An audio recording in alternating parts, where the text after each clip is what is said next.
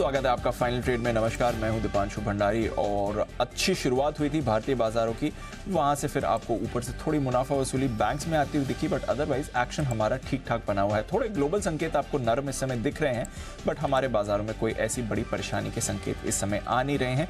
थोड़ा मिड और small cap में स्टॉक स्पेसिफिक मुनाफा वसूली चल रही है, बट अदरवाइज बाजार का मूड माहौल ठीक ठाक बना हुआ है। तो क्या करना है आपको आखिरी 1.5 घंटे में, कल की कैसे करनी है तैयारी, आज के लिए कौन से स्टॉक्स रहेंगे फोकस में, इन सब पर करेंगे बातचीत। आइए सबसे पहले इस समय की बड़ी बातें क्या हैं उस पर ध्यान लगा लेते हैं। निफ्टी बैंक ने अपनी बढ़त गवाई है। फिलहाल निफ्टी भी आप सपाट कारोबार करते हैं, इनफैक्ट 19,550 पर निफ्टी है। तो बैंक निफ्टी और निफ्टी कुछ ज़्यादा खास एक्शन नहीं हो रहा है। थोड़ा बैंक्स में आपको प्रेशर ज़्यादा बनते हुए दिख रहा है, बट बैंक्स के अलावा मेटल्स यहाँ पर आपको थोड़ी कमजोरी दिख रही है। 2 दिनों का तो बड़ा उछाल आया था, आज आप देख रहे हैं कि थोड़ी यहाँ पर आपको मुनाफा वसूली आती हुई दिख रही है। मिड और स्मॉल कैप्स यहां पर लगातार 7 दिनों से तेजी बन रही थी, आज भी तेजी बनी हुई है। हालांकि ऊपरी स्तर से थोड़ा फिसले हैं, बट अभी भी 0.5% ऊपर आपको स्मॉल कैप दिखेगा, 1% ऊपर आपको मिड कैप इंडेक्स दिख रहा है। अमेरिकी फ्यूचर्स पर रखिए नजर, 100 अंक नीचे है डाउ फ्यूचर्स इस समय। कल शाम तो अमेरिकी बाजार बंद थे, अब आज शाम का एक्शन उनका इंटरेस्टिंग रहेगा। और यूरोप के भी बाजारों में आपको इस समय थोड़ी मुनाफा वसूली आती हुई दिख रही है। तो थोड़ा जो ग्लोबल मार्केट्स का मूड माहौल है इस समय, वहां से प्रेशर आते हुए दिख रहा है। ग्लोबल मार्केट्स का मूड माहौल थोड़ा प्रेशर वाला है, बट हमारे बाजार में आपको ठीक ठाक एक्शन दिख रहा है। इनफैक्ट ब्रेथ अभी भी हमारी बेहतर बनी हुई है, स्टॉक स्पेसिफिक एक्शन अभी भी हमारा अच्छा बना हुआ है। ज़्यादातर इंडिसेस आपको पॉजिटिव एक्शन की तरफ ही दिखा रही हैं। रियल एस्टेट यहाँ पर सबसे ज़्यादा तेज़ी बनती हुई दिख रही है, अच्छी खरीदारी आ रही है। फार्मा और हेल्थ केयर यहाँ पर भी आपको पॉजिटिव एक्शन बनते हुए दिख रहा है। कैपिटल गुड्स, एफएमसीजी, आईटी, यहाँ से भी बाजार को सहारा आ रहा है। थोड़ी मुनाफा वसूली आज आपको मेटल्स में दिख रही है। बैंक्स और फाइनेंशियल शेयर्स में भी थोड़ी गिरावट है, और चुनिंदा पीएसयू शेयर्स पर भी आपको दबाव बनते हुए दिख रहा है। तो ये है इस समय का पूरा एक्शन। संभले हुए हैं बाजार, कुछ ज़्यादा ऐसी परेशानी नहीं। इनफैक्ट बात करते करते बैंक निफ्टी पर आपको अभी 50 अंकों की मूव आती हुई दिख रही है। तो थोड़ा इंडेक्स स्पेसिफिक एक्शन है, स्टॉक स्पेसिफिक एक्शन भी बनते हुए दिख रहा है। तो आखिरी 1.5 घंटा है, इंटरेस्टिंग रहेगा। टीचर्स डे के दिन हमने देखा है बाजार आपको कुछ और नई चीजें सिखाने की कोशिश कर रहा है। तो आइए एक बार जरा सीख लेते हैं कि इस समय बाजार के एक्शन को आपको कैसे समझना है। अनिल जी भी हमारे साथ तैयार। Good afternoon sir. रेंज में यह ऊपर की तरफ मुनाफा वसूली भी आई, नीचे की तरफ आप खरीदारी भी देख रहे हैं। आज थोड़ी रेंज और छोटी हो गई, निफ्टी की रेंज 50-60 पॉइंट से ज्यादा की रही नहीं है। बैंक निफ्टी में वैसे ही स्टॉक स्पेसिफिक एक्शन चल रहा है। कैसे देख रहे हैं इस समय बाजार को? एकदम परफेक्ट देख रहे हैं। परफेक्ट देख रहे हैं। परफेक्ट। देखो, ऐसे है ना, रोज हम बात करते हैं, कहते हैं market is supreme, market is God, market is teacher. हम रोज सिखाते हैं, सीखते हैं ये। अब आज के दिन थोड़ी मार्केट की गलती निकालेंगे कि मार्केट ऐसा क्यों है, वैसा क्यों है। करेक्ट। टीचर्स डे के दिन तो क्या है, टीचर्स डे के दिन तो 100% परफेक्ट है। बाकी दिन भी फिर ये तो फिर ऐसा हो गया ना, खाली कहने के लिए कह दिया कि रोज मार्केट सिखाता है, तो मान कहाँ रहे हैं सिखाता है। तो मार्केट एकदम परफेक्ट चल रहा है। बिल्कुल परफेक्ट इसलिए है कि जहाँ सपोर्ट लेना चाहिए वहाँ सपोर्ट ले रहा है, जहाँ रुकना चाहिए वहाँ रुक रहा है। और आज अपने भी सुबह से यही बात हो रही है कि देखो मार्केट मौका आपको आराम से देगा, लेने का भी बेचने का भी। लेने के लिए पहली लेवल है 19,500-525, आज का लो एग्जैक्टली 19,525 है। खरीदने की पहली जगह है 44,300, 44,425 बैंक निफ्टी में, आज का लो है 44,400। अब इससे ज़्यादा परफेक्ट मतलब क्या चाहिए, मार्केट ही है भाई, है ना। ऊपर की तरफ 575, 650 आपके लिए सप्लाई जोन है, आज का ही 587 है। और बैंक निफ्टी में ज़रूर है कि 775 के आसपास से सप्लाई होता है, लेकिन वहाँ से थोड़ा नीचे से बन गया। सो बैंक निफ्टी में ऊपर का लेवल कम बना है, क्योंकि बैंक निफ्टी के मुकाबले में एक नॉच थोड़ा सा कम मजबूत या थोड़ा ज़्यादा कमज़ोर, जो आपको शब्द अच्छा लगे वो रख लीजिए। आई थिंक परफेक्ट है मार्केट, कोई समस्या नहीं। थोड़ा सा डाउ फीचर्स चूंकि आपको सपोर्ट नहीं कर रहे हैं, इसलिए आपको रिकवरी में थोड़ी मुश्किल आ रही है। स्ट्रेटेजी में कोई बदलाव नहीं, कोई बदलाव, नो चेंज। 19,500 और इसके नीचे बाय जोन में आप आएंगे। 19,575, 600 के आसपास प्रॉफिट बुकिंग जोन में आएंगे। ये आपके लिए अभी तक का जो रुझान है। 2:30 बजे के डेटा मेरे तैयार हो रहे हैं। डेटा ये बता रहे हैं 500 के आसपास सपोर्ट लेगा, 600 के आसपास रुकावट लेगी। ठीक है। बैंक निफ्टी का जहाँ तक सवाल है, 44,600, 700 सप्लाई जोन है। 44,200, 44,300, 44,300, 44,400 बाय जोन है। तो यहाँ से 100 पॉइंट नीचे आते हैं, 44,300, 44,400 की रेंज में आते हैं, आप बाय जोन में आ जाते हैं। 44,600, 44,700 की रेंज में आते हैं, आप सेल जोन में आ जाते हैं। 44,500 बीच में ट्रेंड डिसाइडर है, बहुत क्रिस्टल क्लियर है। वहीं पर है। वहीं पर 44,600-700 की रेंज में मौका देखकर आपको प्रॉफिट बुक करना है भैया। 44,300-400 की रेंज में मौका देख के आपको खरीदना है। अब 400 पे लेना है, 300 पे लेना, आपकी श्रद्धा पे डिपेंड करता है, मार्केट की मूड माहौल। फॉर एग्जांपल डाउ घटकर 200 पॉइंट हो जाए तो आपको पता है फिर 300 पे लेना है, 400 पे नहीं। और डाउ सुधर कर 50 पॉइंट ही रह जाए तो फिर आपको मालूम है ज़्यादा लंबा नहीं इंतजार करना, ले लेना है। इतना दिमाग आपको लगाना पड़ेगा। ठीक है सर, है ना भाई। वो तो फिर वही वाली बात है ना, कोच तो खाली बता ही सकता है, खेलना तो प्लेयर को ही है। एग्जैक्टली है ना। सो आप अच्छा प्लेयर बने, हमें खुशी होगी। चलिए सर, डन। आज के लिए सीखिए ये, और थोड़ी देर में अनिल जी से डेटा और स्ट्रैटेजी भी समझेंगे। बहुत इंटरेस्टिंग डेटा बन रहा है दीप, मजा आएगा। और मेरी पूरी इच्छा है, अगर आप अनुमति देंगे तो मैं 2:30 बजे के पहले ही मैं करने के मूड में हूँ आज। Done sir. हाँ। चलिए, बिल्कुल तैयार है आपके लिए? नहीं मतलब मैं हाँ 2:30 बजे वाला बिल्कुल मैं थोड़ा पहले सुनने को जब आप बोलें सर। Done sir. सेठी साहब के पहले। सेठी साहब से पहले। आज नहीं, अगर सेठी साहब ने सुन लिया तो बड़ा आराम से करूँगा। अच्छा, आज तो अनिल जी पहले बोलने वाले, मैं और आराम से आता हूँ। चलिए, बात करते हैं तब तक नुपुर और अरमान से, और जानते हैं इवेंट्स और साथ ही बाजार की खबरें। नुपुर, गुड आफ्टरनून, बताएं इवेंट्स कौन से इंपॉर्टेंट? Good afternoon. सबसे पहले जुपिटर वैगन, जहाँ पे बोर्ड बैठक है, फंड जुटाने पर कंपनी विचार करेगी, तो ये स्टॉक अभी भी फोकस में। साथ ही साथ जो सेबी चेयरपर्सन है वो आज 2:30 बजे ग्लोबल फिनटेक फेस्टिवल में बात करने वाली है मैम, तो यहाँ पर भी रहने वाली है नज़र। कल की बात करें तो कॉनकॉर्ड बायोटेक हाल ही में लिस्ट हुई थी, इसके नतीजे आते हुए दिखेंगे पहली तिमाही के, तो यहाँ पर नज़र रहने वाली है। और कल सबसे पहले बुधवार वाली जो वीकली एक्सपायरी है बैंक निफ्टी की, वो भी होगी, तो यहाँ पर भी रहने वाली है नज़र। पिरामल एंटरप्राइजेज, जिसका बायबैक 31 अगस्त को ओपन हुआ था, वो कल बंद हो जाएगा। इसके अलावा इंडिया मार्ट, इंडिया निवेश, FDC, KRBL, इन सब के बायबैक टेंडर ऑफर के जरिए 31 अगस्त को ओपन हुए थे, जो कि कल के दिन बंद होते हुए दिखेंगे, जिसके चलते ये चारों के चारों स्टॉक्स फोकस में रहने वाले। IPO के लिहाज से जुपिटर लाइफ साइंसेज, जिसका IPO कल ओपन होगा, 8 तारीख तक ये ओपन रहने वाला है। प्राइस बैंड 695 से 735 रुपीज़ की है। साइज देखें तो 870 करोड़ के आसपास का है। रत्नवीर प्रिसिशन IPO, जिसका आज दूसरा दिन है, वो कल बंद हो जाएगा। इसका प्राइस बैंड देखें तो 93 से 98 रुपीज़ का है, और इसकी जो साइज़ है वो 165 करोड़ के आसपास की है। कैबिनेट और CCE की जो बैठक है वो भी कल है, यहाँ पर भी रहेगी नज़र। ग्लोबल से भी इंपॉर्टेंट डेटा आएगा, यूरोप से रिटेल सेल्स का डेटा आने वाला है जुलाई के महीने का, तो मैक्रो के लिहाज से ये भी इंपॉर्टेंट डेटा है जहाँ पे बाजार की नज़र रहने वाली है। गुरुवार के दिन नज़ारा टेक्नोलॉजी पर नज़र रखिएगा, क्योंकि बोर्ड बैठक है, फंड जुटाने पर कंपनी विचार करने वाली है, तो ये स्टॉक फोकस में आ जाएगा गुरुवार के दिन। TVS होल्डिंग्स, जहाँ पे ट्रेड फॉर ट्रेड सेटलमेंट से रोलिंग सेगमेंट में ये स्टॉक ट्रांसफर कर दिया जाएगा। एक्सटेंडेड डिविडेंड के चलते GSFC, जहाँ पे 10 रुपये का एडजस्टमेंट गुरुवार के दिन आपको नजर आएगा। और ग्लोबल से यूरोप का मैक्रो डेटा इंपॉर्टेंट रहने वाला है। Q2 का GDP डेटा आते हुए दिखेगा, तो ये भी एक इंपॉर्टेंट ट्रिगर है जहाँ पे बाजार की नजर रहेगी। ओके, तो ये है आपके लिए सारे के सारे इंपॉर्टेंट ट्रिगर्स। आई खबरों की भी बात करते हैं। अरमान, गुड आफ्टरनून, बताएं इंपॉर्टेंट खबरें कौन सी है? जी गुड आफ्टरनून। खबरों में सबसे पहले स्टार्टिंग में अगर IPO अपडेट हम ले लें तो उसमें रत्नवीर प्रिसिशन इंजीनियरिंग, जिनका डे 2 चल रहा है, बढ़िया सब्सक्रिप्शन मिलता हुआ दिख रहा है। ओवरऑल अगर आप देखें लगभग 16 गुना के आसपास बढ़ता हुआ दिखा है। रिटेल का हिस्सा 18 गुना के आसपास, NII का हिस्सा देखेंगे लगभग 30 गुना, और QIB का अगर आप देखें तो लगभग 15% के आसपास बढ़ता हुआ दिखा है। खबरों में L&T फाइनेंस पर यहाँ पर आपको ध्यान रखना है, क्योंकि IRDAI से कॉर्पोरेट एजेंट के लिए इनको मंजूरी मिलती हुई दिखी है। सर्टिफिकेट ऑफ रजिस्ट्रेशन जो है वो मिलता हुआ दिखा है। TCS कंपनी ने IT इंफ्रा ट्रांसफॉर्म के लिए करार करते हुए दिखे हैं। कोफोर्ज यहाँ पर हेल्थ केयर इंडस्ट्रीज़ के लिए ARC सॉल्यूशन जो है वो इन्होंने लॉन्च किया है। न्यूक्लियस सॉफ्टवेयर, M&M फाइनेंस की जो सब्सिडरी है उनके साथ करार किया है। और अगर आप देखें जो करार है, इन्होंने फाइन1 नियो के सर्विस के लिए जो है कंपनी करार करती हुई दिखी है। इथॉस यहाँ पर QIP के जरिए 250 करोड़ के लिए जुटाने को मंजूरी मिलती हुई दिखी है।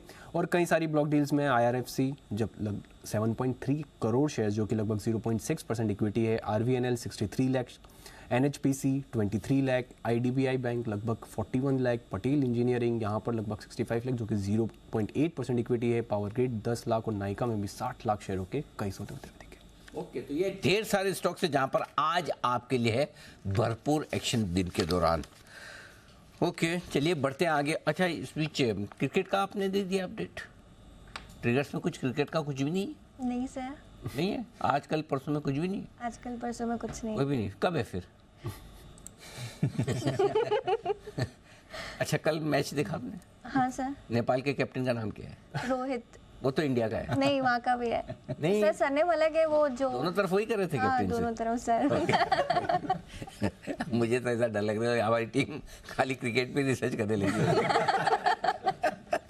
चलिए बढ़िया है। आइए वर्ल्ड कप की टीम नहीं पूछी? वर्ल्ड कप की टीम नहीं, पता नहीं ना उनको, नहीं पूछी। जो पता होता है वही पूछता हूँ। आज स्पेशल डे है ना सर, इसलिए। क्या स्पेशल क्या है? टीचर्स डे पे आप टीचर हाँ। हमें चॉकलेट मिलेंगे। अच्छा ओके। आ गई अब आपके लिए गुगली। देखो टीचर्स चॉकलेट नहीं सिर्फ चौक देता है ब्लैक बोर्ड पे लिखने के लिए या मारने के लिए। ओके आइए सारे मेहमानों का किया जाए स्वागत और क्लोजिंग शो का पहला बिगुल रोज की तरह वागले साहब के लिए वागले का वंडर।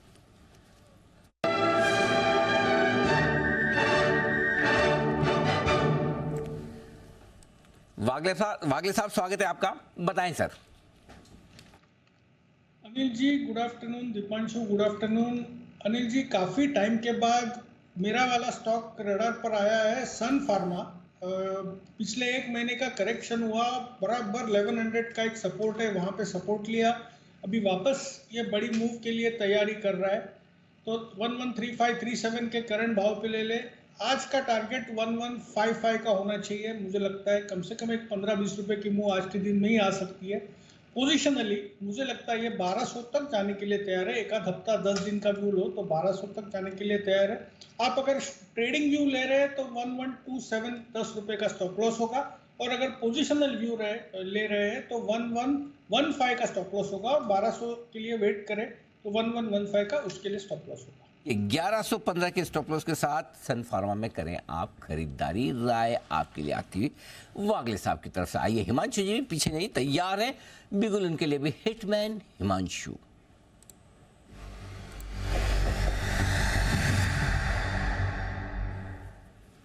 हिमांशु जी बताएं सर।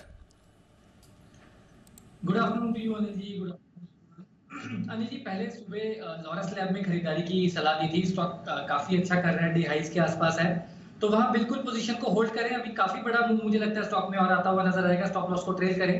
अब एक और फार्मा स्पेस से ही दूसरा स्टॉक है लुपिन, जिसमें खरीदारी करनी है।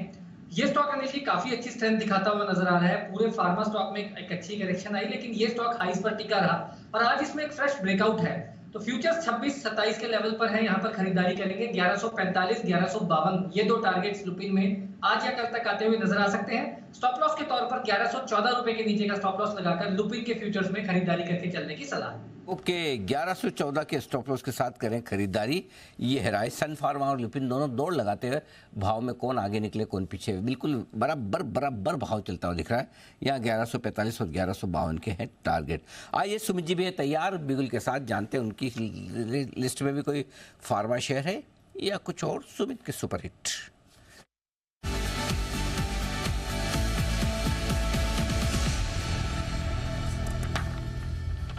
सुमित जी बताएं सर।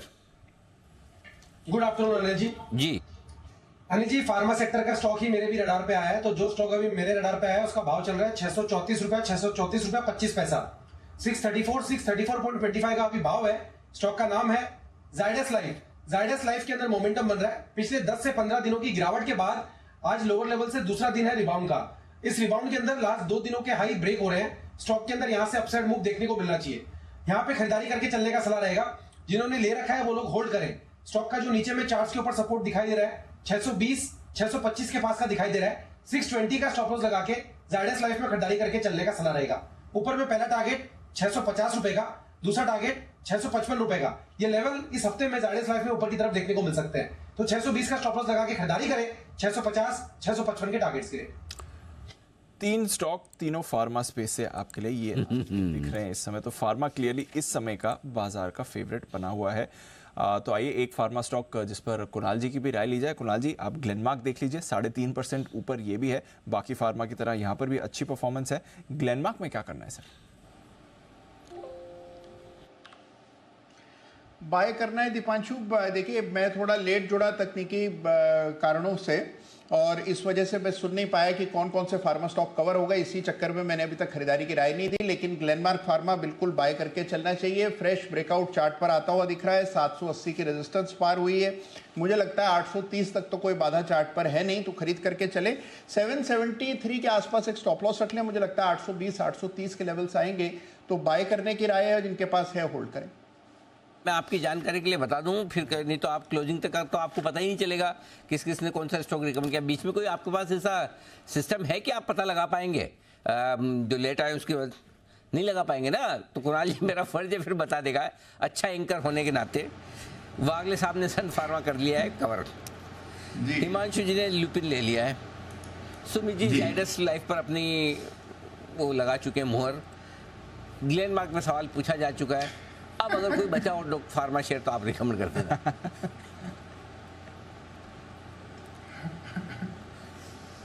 तो अनिल जी अब तो विकल्प सीमित बचे हैं, बट अनिल जी खोज जारी है। हाँ, तो जैसे ही अनिल जी कुछ समझ आएगा मैं तुरंत अपना हाथ खड़ा करूंगा। बिल्कुल, तो जैसे आप हाथ खड़ा करेंगे हम सब समझ जाएंगे। जी कुणाल जी।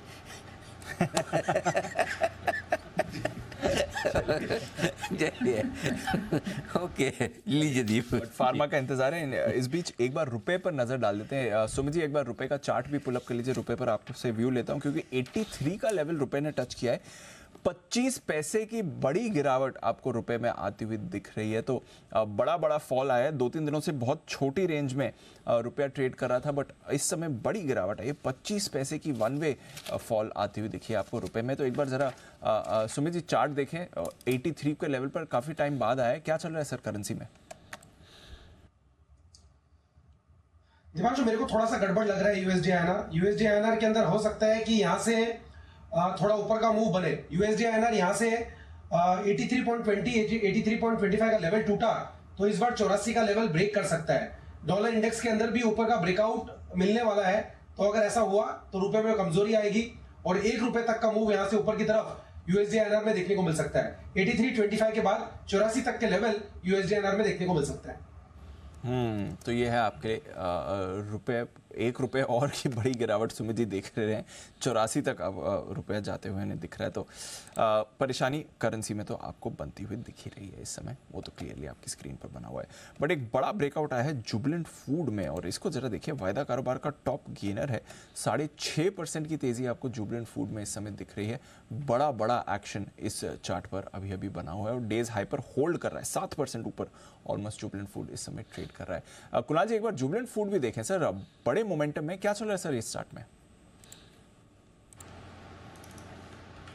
देखिए एक बहुत ही शानदार मूव आता हुआ दिख रहा है दीपांशु। मुझे लगता है कि ये और भी ऊपर जा सकता है। और देखिए जिस तरह की कैंडल साइज है, आमतौर पर जिस साइज की कैंडल्स अभी तक बनती आई हैं, कई दिनों से हम देख रहे हैं, वो बहुत ही छोटी हैं। आज हम देख रहे हैं कि बड़ा मूव बड़ी कैंडल से आया है, तो इस स्टॉक में अभी नया मोमेंटम शुरू हुआ है, इसका ये संकेत है।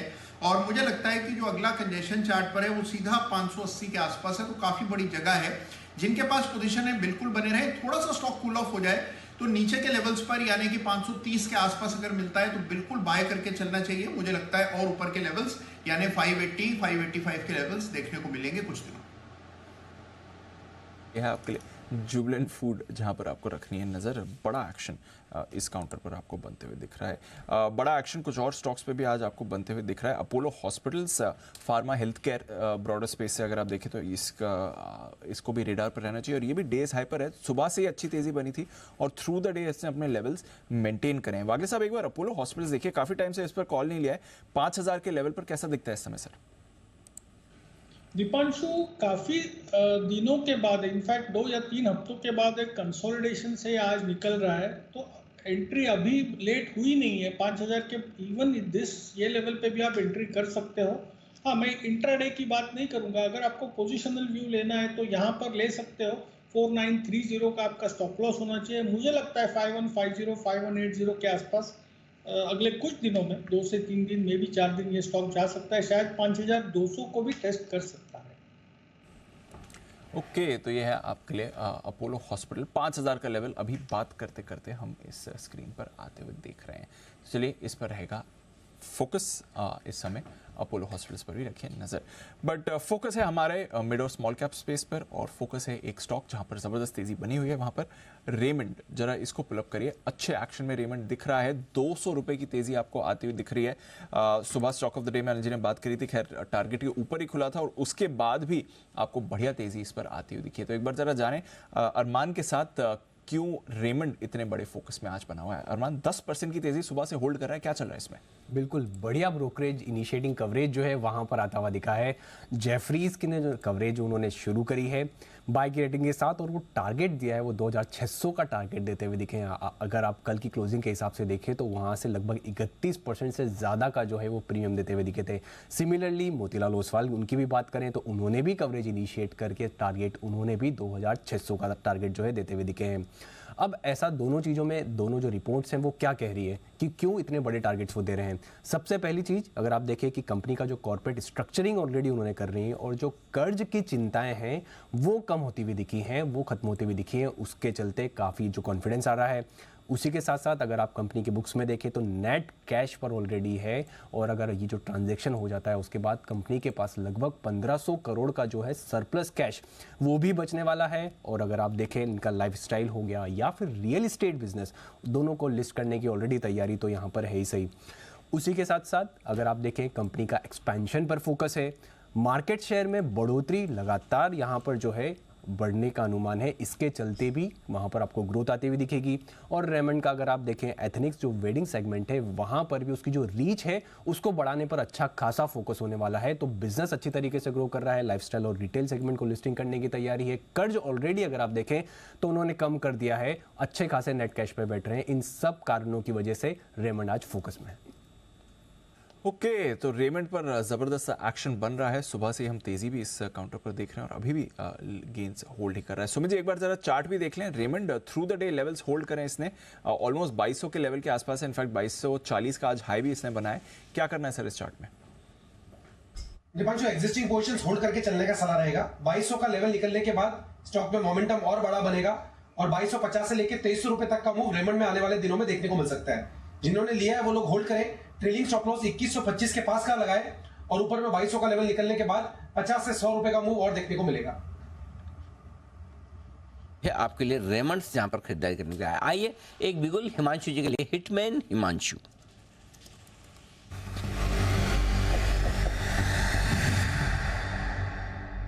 हिमांशु जी बताइए सर।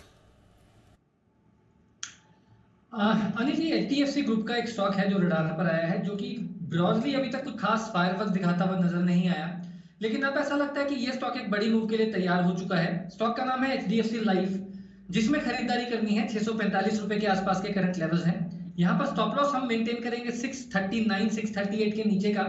अपसाइड में अनिल जी जैसे ये स्टॉक 650 652 निकालेगा, मेरी सलाह रहेगी कि और पोजीशन को ऐड इन करें और स्केल इन करें, क्योंकि उसके बाद यहाँ पर एक बड़ा ब्रेकआउट कंफर्म होता हुआ नजर आएगा और उस कंडीशन में यहाँ से 675 से 680 रुपए तक के टारगेट्स 1 से 2 दिनों में दिखाने का पोटेंशियल रखता है। तो HDFC लाइफ में खरीदारी करके चलने की सलाह है।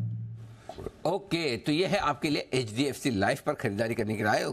ऊपर ब्रेकआउट दे तो और खरीदारी करें, यानी कि बड़े बुलिश हो रहे हैं हिमांशु जी इस स्टॉक को लेकर। 639 ये आपके लिए स्टॉप लॉस का लेवल है, 675 का बनेगा टारगेट। आइए चलते हैं ग्लोबल फिनटेक फेस्ट, जहां पर सेबी चेयरपर्सन माधवीपुरी बुच बात कर रही हैं और अपना भाषण दे रही है। आइए सुनते हैं क्या कहना है सेबी चेयरपर्सन का। In entities coming together to build a certain capability for the ecosystem as compared to the cost of each entity trying to build it out on its own. Not only that, we find that in certain cases it is simply not possible for an individual entity to actually create what it needs to on a standalone basis. Let me illustrate with a simple example. Over lunch, we were having discussion about cybersecurity, and I said that, at SEBI, we have a somewhat non-classical approach to cybersecurity. What does that mean? It means that we are very cognizant of the fact that it's very easy for us to write a piece of regulation. But finally, the regulation will be successful only in the hands of the practitioner. And if the regulation does not make sense in the hands of the practitioner, it's really not worth the paper it's written on. So, when we look at something like cybersecurity, it is our belief that if the attack is strong enough, the attack can probably penetrate any system. It's only a question of who is attacking and with what strength. The reason being that if you have built something which is completely impenetrable, you have probably compromised on the convenience factor for the customer, right? So in the desire to optimize convenience for the customer and, in this case, cybersecurity risk, chances are you have built something which works most of the time, almost most of the time, but under certain circumstances perhaps can be penetrated. Now, what do you do then? Two simple examples that we at SEBI have implemented through the technology of the market ecosystem. The first is at the clearing corporation level, which broadly people appreciate and understand as at the exchange level, where the exchanges and clearing corporations have implemented something that we loosely refer to as the SaaS model. What it means is that if one exchange, God forbid, goes down, the clearing corporation goes down, God forbid, still trading will continue. Why? Because firstly, we have a natural advantage that almost every script is listed on the second exchange as well. So trading can continue. But the problem historically always was that settlement cannot happen at the second clearing corporation, and the interoperability that we needed would not come into play if one system was completely down. So what we have now facilitated for the clearing corporations to do is that the data of one exchange actually physically resides on the premises of the second exchange and is instantaneously updated real time. So that if one clearing corporation goes down, that data is taken and actually uploaded into the software system of the second exchange. So there is complete immunity. So if the software of the first exchange is contaminated, it has been penetrated, there is no problem. The data is uploaded into the software of the second exchange, and life would go on as usual for all the participants in the market. Now, when India shared this in an international forum, you know, ISCO is a forum where all the market regulators meet periodically, they could not believe that this could happen simply because they could not believe that the exchanges would cooperate and the clearing corporations would cooperate no matter what the desire of the regulator. And therefore, I need to call out the fact that the ecosystem, the exchanges and the clearing corporations, had the maturity to appreciate that if there is a cyber event and if one exchange or clearing corp goes down, it does not help anybody.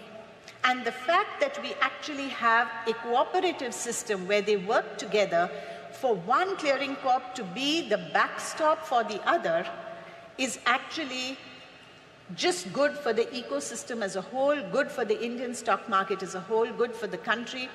And individual competition and egos simply have no place when you're looking at saying that our first and principal responsibility is to make sure that the markets do not stop.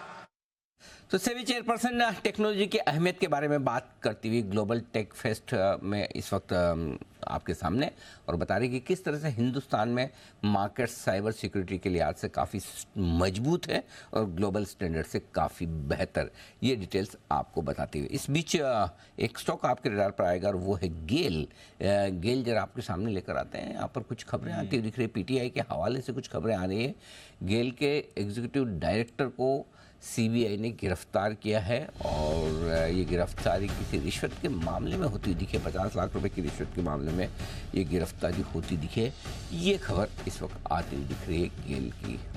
Delhi, Noida, Visakhapatnam, यहाँ पर searches चल रही हैं CBI की तरफ से और कुछ और लोकेशंस भी हैं, बट ये 3 जगहों के नाम निकल कर आ रहे हैं जहाँ पर सर्चेस चल रही है और फिर रिश्वत के मामले में गिरफ्तार किया गया है एक एग्जीक्यूटिव डायरेक्टर को गेल के। ये आपके लिए खबर आ रही है। चलिए बढ़ते आगे और सुमित जी हैं तैयार, सुमित का सुपरहिट।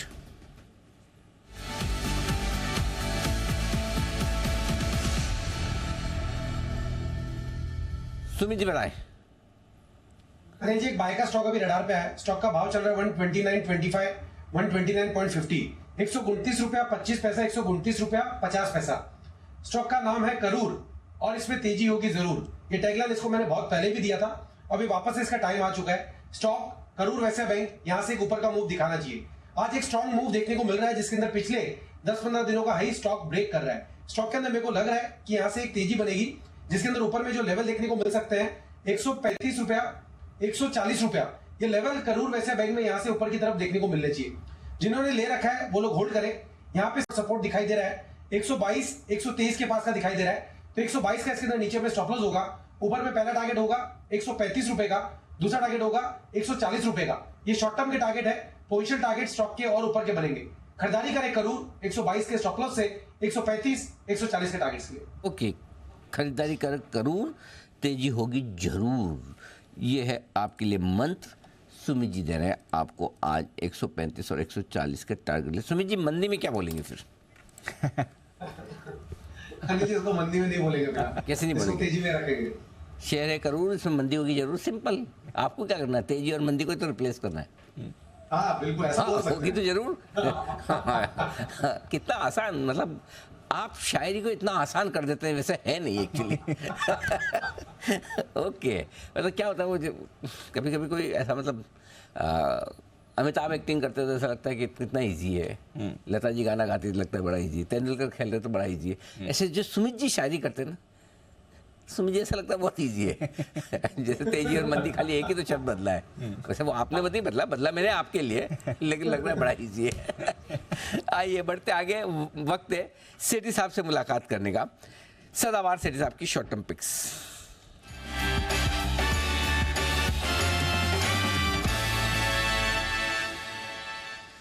बताएं सेठी साहब।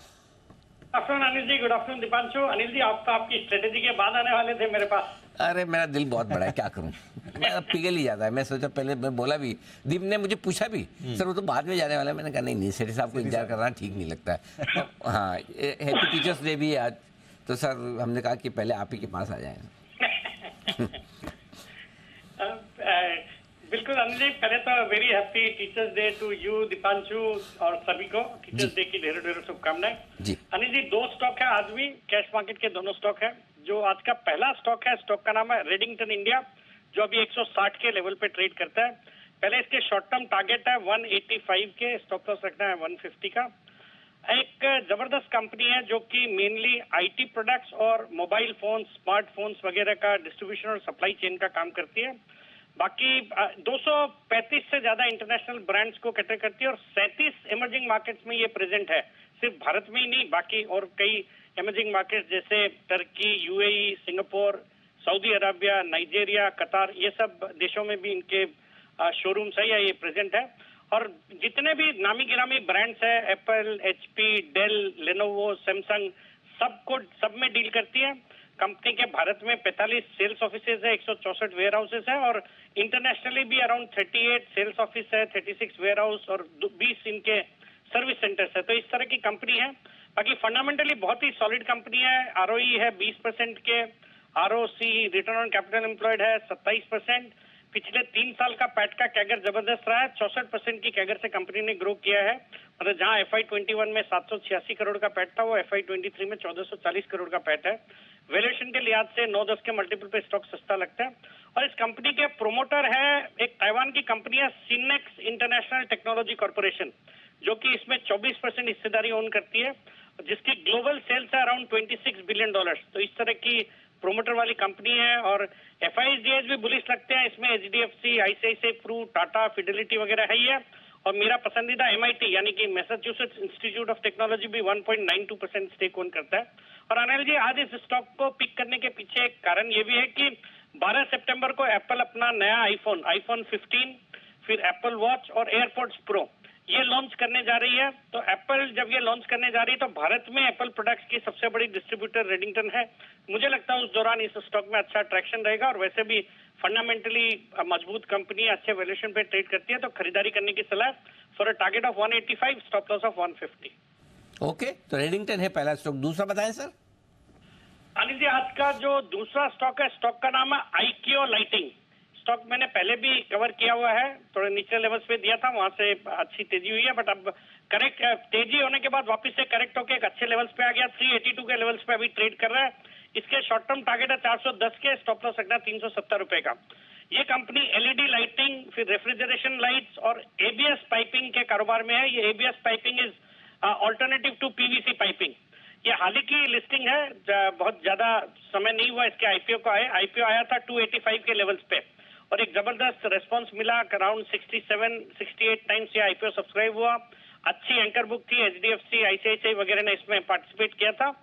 एक जबरदस्त कंपनी, एक्सपीरियंस्ड और स्ट्रॉन्ग प्रोमोटर्स है, एक हाई मार्जिन बिजनेस है, फाइनेंशियल्स बहुत अच्छे हैं और कई सारे कस्टमर्स OEMs को कैटर करती है। हालांकि फिलिप्स एक इनका मेजर कस्टमर है, उनका एक ब्रांड है सिग्निफाई, तो वो फिलिप्स लाइटिंग वो मेजर कस्टमर है इनकी।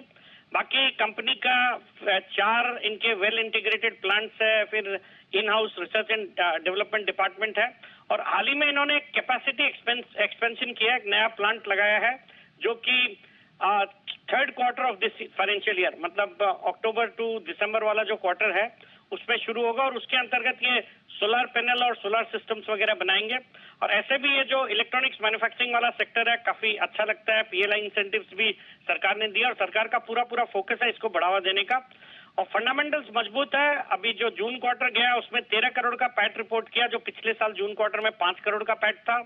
कंपनी के ऑपरेटिंग प्रॉफिट मार्जिन है अराउंड 20%, रिटर्न ऑन इक्विटी 35%, अच्छे return on capital employed is close to 48%।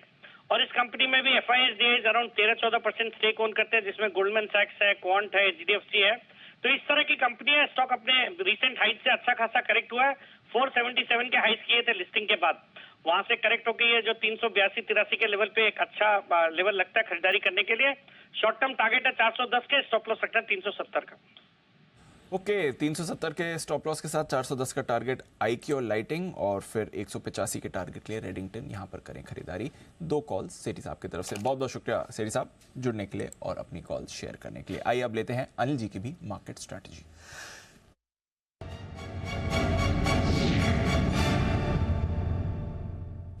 पिछले आधे घंटे में थोड़ा डाउ फ्यूचर्स सुधरे हैं सर, एक बार के लिए तो 50%। बहुत अच्छा सुधर चुका। हाँ, 100 थे 50 लॉस आधा हो गया। 50% सुधर गए। 50% सुधर गए। 50 पॉइंट्स 50% जो भी आप मान लें। अच्छी रिकवरी है वहां पर, बट नैस्डैक फ्यूचर्स में आज दबाव दिख रहा है। 0.5% नीचे, 1/4% S&P फ्यूचर्स भी नीचे दिख रहे हैं और यूके के बाजार और साथ ही बाकी के यूरोप के बाजार में भी थोड़ी परेशानी है। तो ग्लोबल मार्केट्स थोड़ी इस समय सुस्ती दिखा रहे हैं। रुपए पर ज्यादा प्रेशर, 27 पैसे कमजोर है। एशिया में भी आप हमने गिरावट देखी, तो रिलेटिवली हम ग्लोबल मार्केट्स को इस समय आउट परफॉर्म कर रहे हैं। सर क्या राय है आपकी? डेटा बहुत क्रिस्टल क्लियर है दीप जी। 19,500 पे सपोर्ट है, 19,600 पर रुकावट है, 19,550 मिडिल पॉइंट है। यही टाइम पास करेगा। क्यों करेगा वो बता दूं। 19,550 के पुट पर 65 लाख शेयर है और कॉल्स पर 70 लाख शेयर है। तो यही आपके लिए लड़ने झगड़ने का लेवल है। हाईएस्ट ओपन इंटरेस्ट 19,500 के पुट पर है 1 करोड़ 37 लाख शेयर। 19,600 के कॉल्स पर highest open interest 1 crore 15 lakh share. न 19,600 के नीचे जाना है, न 19,500 के नीचे जाना है, न 19,600 के ऊपर जाना है और बीच में भी बराबर। तो ये कुछ नहीं होगा, निफ्टी यहीं कहीं रहेगा, यहीं कहीं रहने का पूरा आ जाए। फिर भी हम कौन होते हैं डिसाइड करने वाले कि यहीं कहीं रहेगा। डेटा ये बता रहे हैं, डेटा बदल भी सकते हैं बशर्ते कि आपका डाउ फ्यूचर्स का मूड बदल जाए या कुछ ऐसा हो जाए। सो 19,500 के नीचे गए तो आप 19,465 तक फिसल सकते हैं और 19,600 के ऊपर निकले तो 19,625 650 यानी 50 पॉइंट की एडिशनल मूव आप गिन सकते हैं, बशर्ते कि आप 3 बजे के पहले निकले तो वो ट्रेड लें। अदरवाइज कुछ ना करें। अदरवाइज 19,500 के आसपास खरीदना है, 19,600 के आसपास प्रॉफिट बुक करना है। ब्रेकआउट ऊपर या नीचे ब्रेकडाउन होने के चांस कम है। रेंज बाउंड डेटा ज़्यादा दिखा रहे हैं निफ्टी पर। ठीक है, बैंक निफ्टी देखो, ग्लोबल मार्केट्स की हल्की कमजोरी बहुत ज़्यादा बढ़ने नहीं देगी, ब्रेकआउट नहीं होने देगी, और हमारे यहाँ की मजबूती बहुत ज़्यादा गिरने नहीं देगी। सो बीच में फंसे हुए, या तो क्या डाउ फ्यूचर 100 पॉइंट ऊपर हो जाए, तब तो आप कूद फांद के ऊपर निकल जाए। तो मतलब या अगर कोई बड़ा डाउ फ्यूचर में मूव आया तो आप रेंज तोड़ेंगे, अदरवाइज रेंज तोड़ने का कोई चांस नहीं है बचे हुए समय के। बैंक निफ्टी 44,400 44,500 तुरंत सपोर्ट है। 44,400 पर 41 लाख शेयर, 500 पर 42 लाख शेयर, ये 100 पॉइंट की रेंज मजबूत सपोर्ट का काम करेगी। इस रेंज में आते ही खरीदारी आएगी। 44,500 44,600 रुकावट की लेवल है। 44,500 के कॉल्स पर 70 लाख शेयर है, 600 पर 55 लाख शेयर है, ये आपके लिए रुकावट। तो न इसको 44,400 तोड़ना है नीचे की तरफ, न 44,600 के ऊपर जाना है, और अगर गलती से 44,600 पहुंच भी गए तो 700।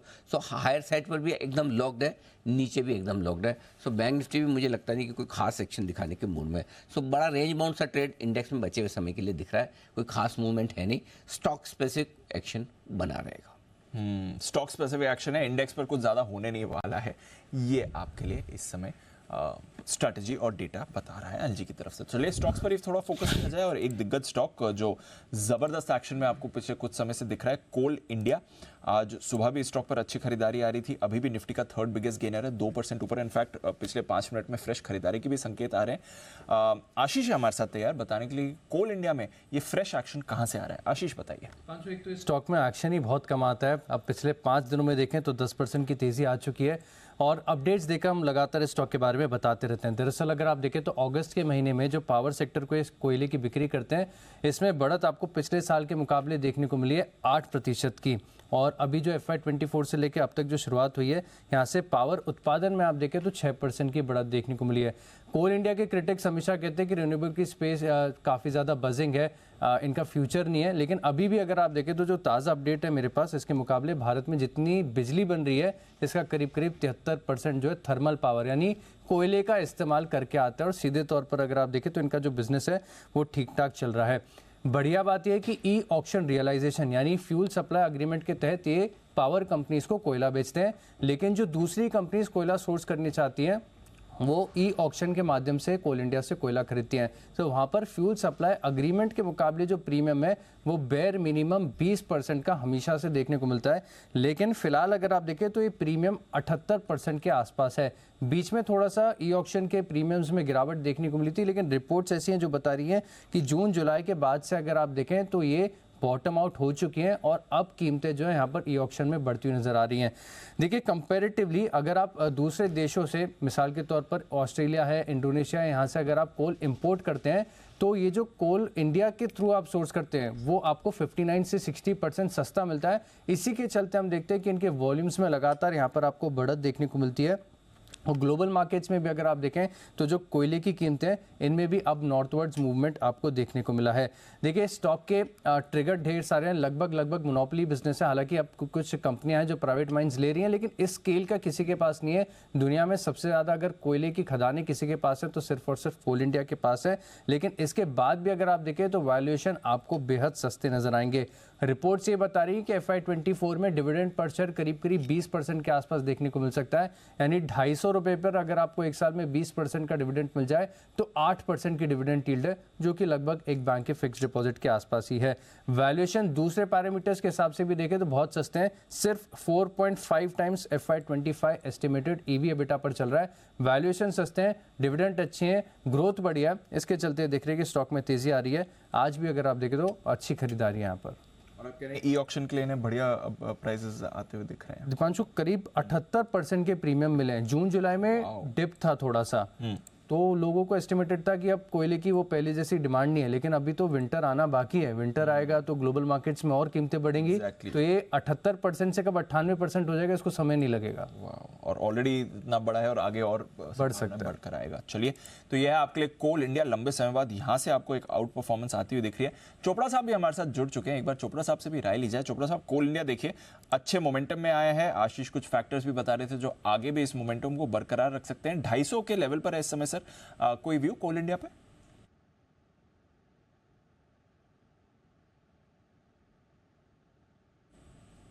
चोपड़ा साहब ऑडियो म्यूट है सर।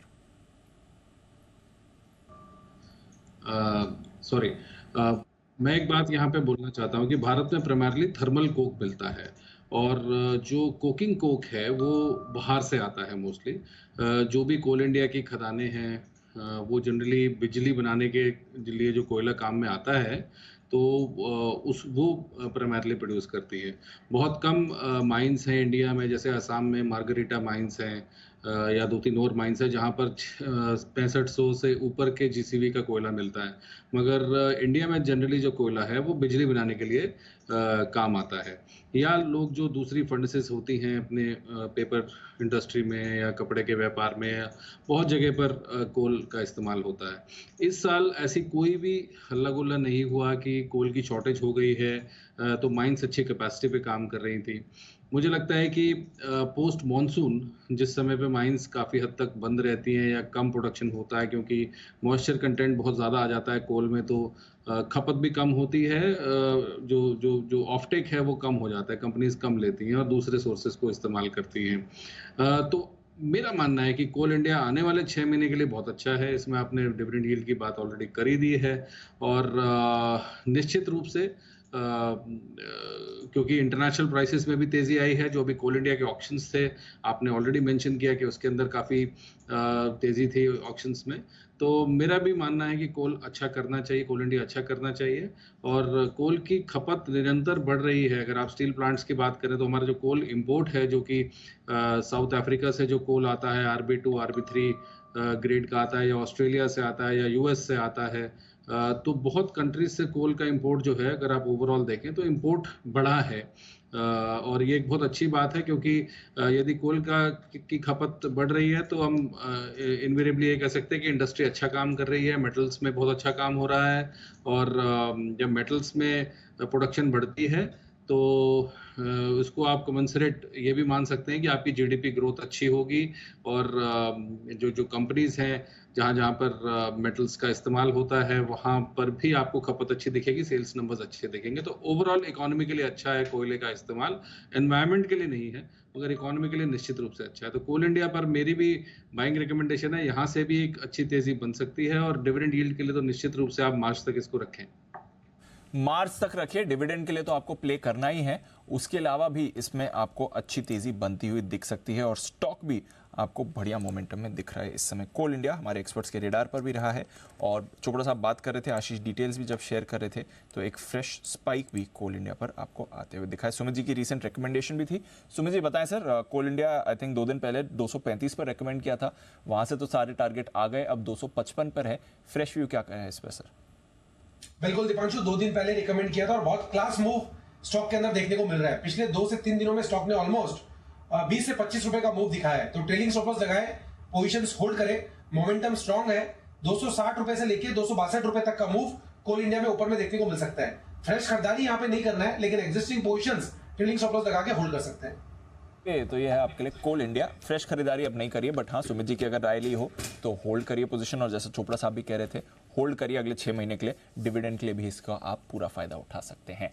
आइए, निफ्टी के निशानेबाज नितिन मुरारका साहब भी हमारे साथ इस समय जुड़ रहे हैं फोन लाइन पर।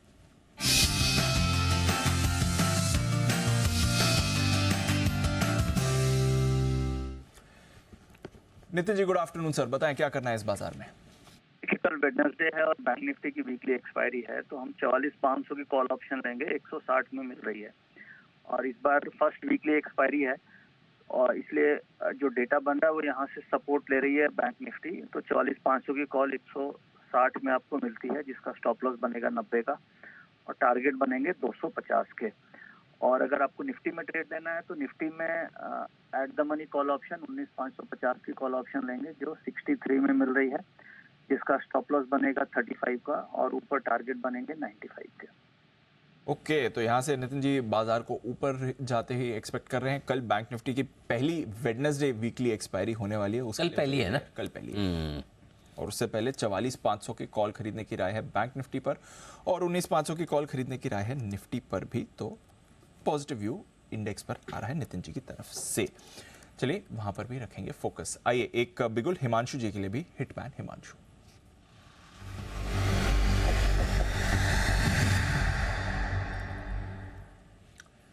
बताएं हिमांशु जी।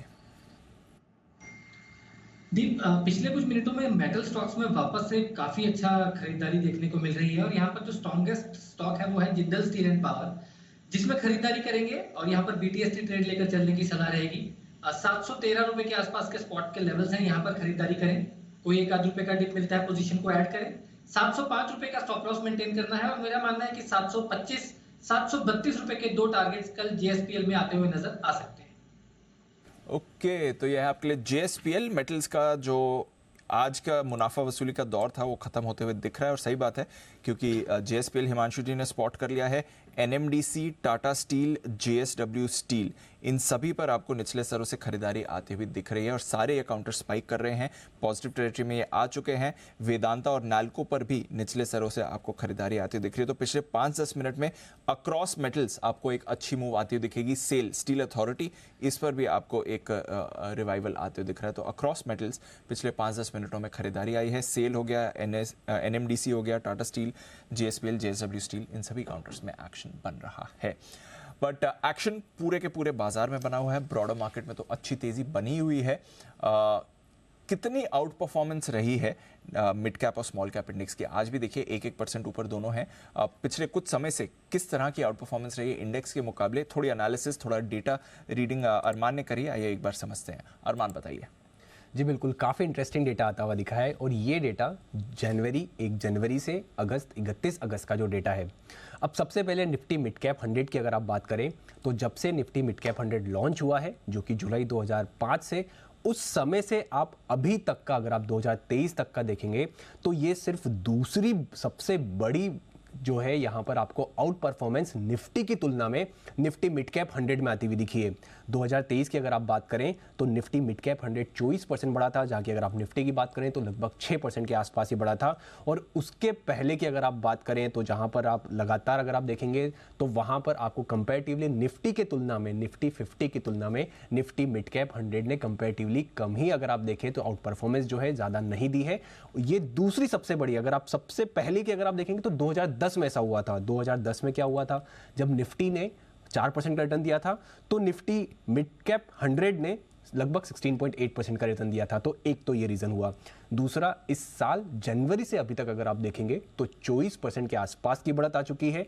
हालांकि परसेंटेज के वाइज में अगर आपको दिखेंगे तो कुछ बड़ा फिगर नहीं दिख रहा है, पर अगर आप पॉइंट्स के वाइज देखेंगे तो ये पूरी निफ्टी मिड कैप 100 की जब से शुरुआत हुई है सबसे ज्यादा रैली जो नंबर ऑफ पॉइंट्स के हिसाब से वो यहां पर आती हुई दिखी है।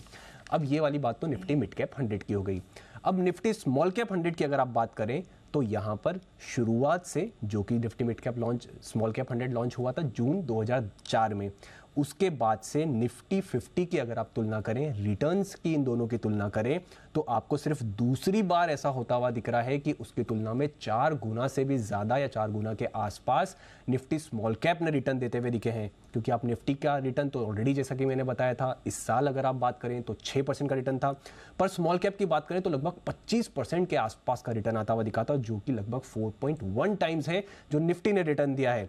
और उसी के साथ अगर आप देखें तो लास्ट जो इस लेवल पर रिटर्न आता हुआ दिखा था वो था 2013 में, जो जनवरी से अगस्त तक का डेटा है।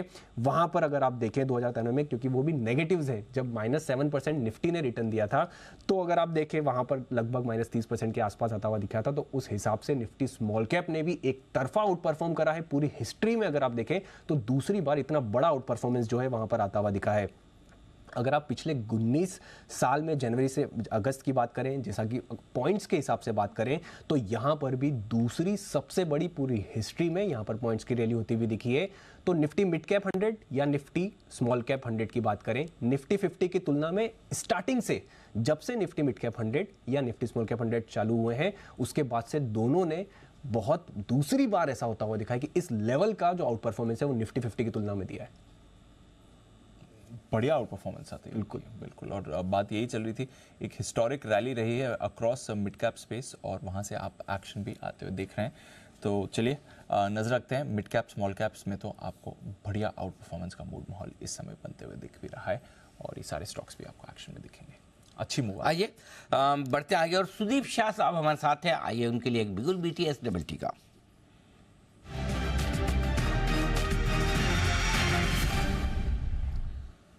सुदीप जी बताएं सर। नमस्कार अनिल जी, नमस्कार दीपांशु। जो हिसाब से हम ये देख रहे हैं कि एक पीएसयू बैंक्स में एक अच्छा मोमेंटम कल से बना हुआ है और बैंक निफ्टी एक रेंज में ट्रेड कर रही है, एक काइंड ऑफ एक रेंज बाउंड ट्रेडिंग हम देख रहे हैं बैंक निफ्टी प्राइवेट बैंक्स की वजह से। बट पीएसयू बैंक्स में एक अलग ही मजा है, एक अलग ही वहाँ पे एक मोमेंटम बना हुआ है। और हम अगर कैनरा बैंक देखें तो पिछले 4 दिन से higher top higher bottom formation तो कर ही रहा है डेली चार्ट्स पे। बट 8 अगस्त का जो इसका एक स्विंग हाई था और उसके बाद 24 अगस्त का भी स्विंग हाई है, स्टॉक अब उसके ऊपर सस्टेन कर रहा है और अच्छा मोमेंटम हम पिछले आधे घंटे में देख रहे हैं लोअर लेवल से। यहाँ पे मुझे लग रहा है एक अच्छा बेस फॉर्मेशन हो रहा है 330-335 के बीच में ये स्टॉक के लिए। तो 332 के स्टॉप लॉस से यहाँ पे कैनरा बैंक बाई कर सकते हैं 350-355 के टारगेट के लिए। ओके, कैनरा बैंक यहाँ पर खरीदारी की राय आपके लिए आ रही है और मूवमेंट में भी है। इनफैक्ट अभी अभी थोड़ा रिवाइवल यहाँ पर आपको आते हुए भी दिखा है। बैंक निफ्टी भी अब उतना खराब नहीं है, सिर्फ 50 पॉइंट ही नीचे आया है। तो कुछ बैंक्स में भी आपको एक मूव अच्छी आती हुई दिखी है रिवाइवल वाली, और मेटल्स तो ऑफकोर्स इस समय का रिवाइवल लीड कर ही रहे हैं। एक दो और स्टॉक्स है जहाँ पर आपको थोड़ा इंटरेस्टिंग एक्शन बनते हुए दिखा है, यहाँ पर भी नज़र डाल लेते हैं। पेट्रोनेट एलएनजी ये आज सुबह से ही काफ़ी एक्टिव बना हुआ है और इस समय भी खरीदारी दिखा रहा है। 4.5% की मूव पेट्रोनेट एलएनजी पर दिख रही है। एक बार जरा कुणाल जी से राय ली जाए। कुणाल जी जरा देखें सर, पेट्रोनेट एलएनजी अच्छे एक्शन में इस समय। देखिए बिल्कुल इंट्राडे चार्ट्स पर ब्रेकआउट हुआ दीपांशु, उसके बाद स्टॉक बड़ी तेजी से ऊपर जा रहा है, लेकिन एक बाधा है यहाँ पर, यानी कि 230-31 का भाव चल रहा है। 232 से लेकर 235 के बीच में एक काफी पुराना और बहुत ही स्टिफ रेजिस्टेंस एरिया है। तो मुझे लगता है कि इन स्तरों को पार कर पाएगा तभी इसमें कुछ ताकत का परिचय मिलेगा। फिलहाल मुझे लगता है थोड़ा वेट एंड वॉच करना चाहिए। कंजेशन की तरफ स्टॉक बढ़ रहा है, तो इन स्तरों पर जिन्होंने इंट्राडे के लिए शॉर्ट टर्म के लिए लिया, एक बार प्रॉफिट बुक कर लें तो फर्ज। तो ये है आपके लिए पेट्रोनेट। अगर लिया हुआ है तो एक बार प्रॉफिट बुक कर लीजिए, ये राय आपके लिए बनती है। आइए एक बिगुल अब सुमित जी के लिए भी, सुमित का सुपर हिट।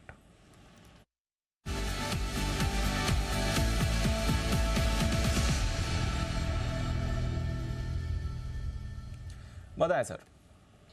दीपांशु, बाय का स्टॉक अभी रडार पे आया है। स्टॉक का अभी भाव चल रहा है 228 रुपए, 229 रुपए, 228, 229 ये स्टॉक का अभी भाव चल रहा है। स्टॉक का नाम है Aditya Birla fashion retail limited, जिसका सिंबल है ABFRL। ABFRL के अंदर ब्रेकआउट है। ABFRL एक साइडवेज कंसोलिडेशन के बाद एक अच्छा ब्रेकआउट आज दिखा रहा है। एक स्ट्रॉन्ग कैंडल तेजी की तरफ की फॉर्म हो रही है, जिसमें रिसेंट के स्विंग हाई भी ब्रेक हो रहे हैं। ABFRL में मेरे को लग रहा है यहां से आज और आने वाले दिनों के अंदर एक बढ़िया ऊपर का मूव देखने को मिलेगा। यहाँ पे CMP पे खरीदारी करें, जिन्होंने ले रखा है वो लोग होल्ड करें, क्योंकि जस्ट अभी ब्रेकआउट आ रहा है। तो इसके ऊपर में जो टारगेट बनेंगे 238, ये इसका पहला टारगेट बनेगा। ABFRL का जो दूसरा टारगेट बनेगा 242 का बनेगा। नीचे के अंदर जो इसका सपोर्ट दिखाई दे रहा है चार्ट्स के ऊपर 222, 223 के पास का दिखाई दे रहा है। तो 222 के स्टॉप लॉस से ABFRL में खरीदारी करें। 238 और 242 ये लेवल 3-4 दिनों के अंदर देखने को मिल सकते हैं। खरीदारी करें ABFRL। 238, 242 ABFRL खरीदारी करने की राय। आइए राय जान ले वागले साहब की भी, बिगुल के बाद वागले का वंडर।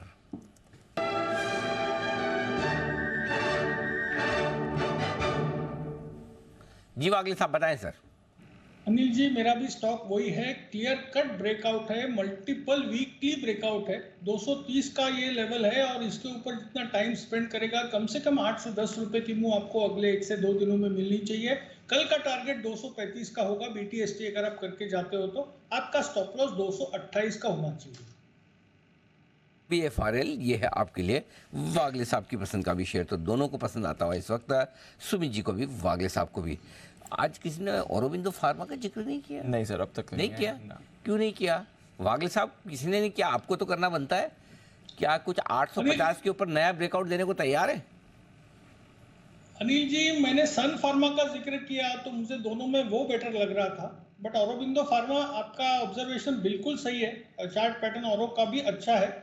काफ़ी टाइम के बाद मोमेंटम इसमें भी आज देखने को मिला है और ये भी मुझे लगता है 900 के पार जाना चाहिए। पिछले 10 दिनों का बॉटम इसने अब आज होल्ड किया है और टॉप को ब्रेक किया है, तो इमीडिएटली मतलब एक 2-3-4 दिनों में ये 900 के पार जाना चाहिए और आपका स्टॉप लॉस लगभग 835 का होना चाहिए। ओके, 835 के स्टॉप लॉस के साथ खरीदारी करें या बने रहें। औरोबिंदो फार्मा भी बड़े ब्रेकआउट के लिए तैयार होता दिखा है। दीप, ये भी स्टॉक में बढ़िया एक्शन में आने को तैयार है, इस वक्त मजबूत है। बिल्कुल। तो चलिए ये है औरोबिंदो फार्मा, इस पर एक्शन है। बाकी फार्मा शेयर्स में भी आपको अच्छा एक्शन बनते हुए दिख रहा है।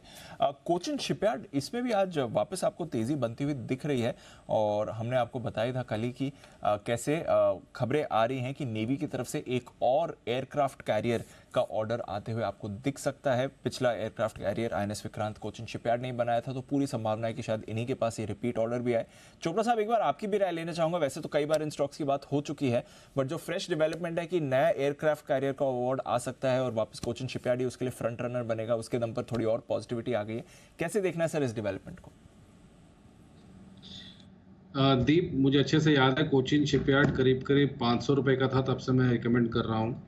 और ये बात हमारी कई बार हुई है कि भारत एक डिफेंस हब बन रहा है, केवल भारत के प्रोडक्शन और यूजेज के लिए नहीं, मगर जो छोटे कंट्रीज हैं वो भी भारत की ओर देख रहे हैं। चाहे वो हिंदुस्तान एरोनॉटिक्स हो, जहाँ पर लाइट कॉम्बैट एयरक्राफ्ट का ऑर्डर आए हों, चाहे वो शिप बिल्डिंग के ऑर्डर आए हों, माज़गांव डॉक हमने सबने देखा, अनिल जी ने भी बहुत उसको रिकमेंड किया, कोचिन शिपयार्ड हमने देखा।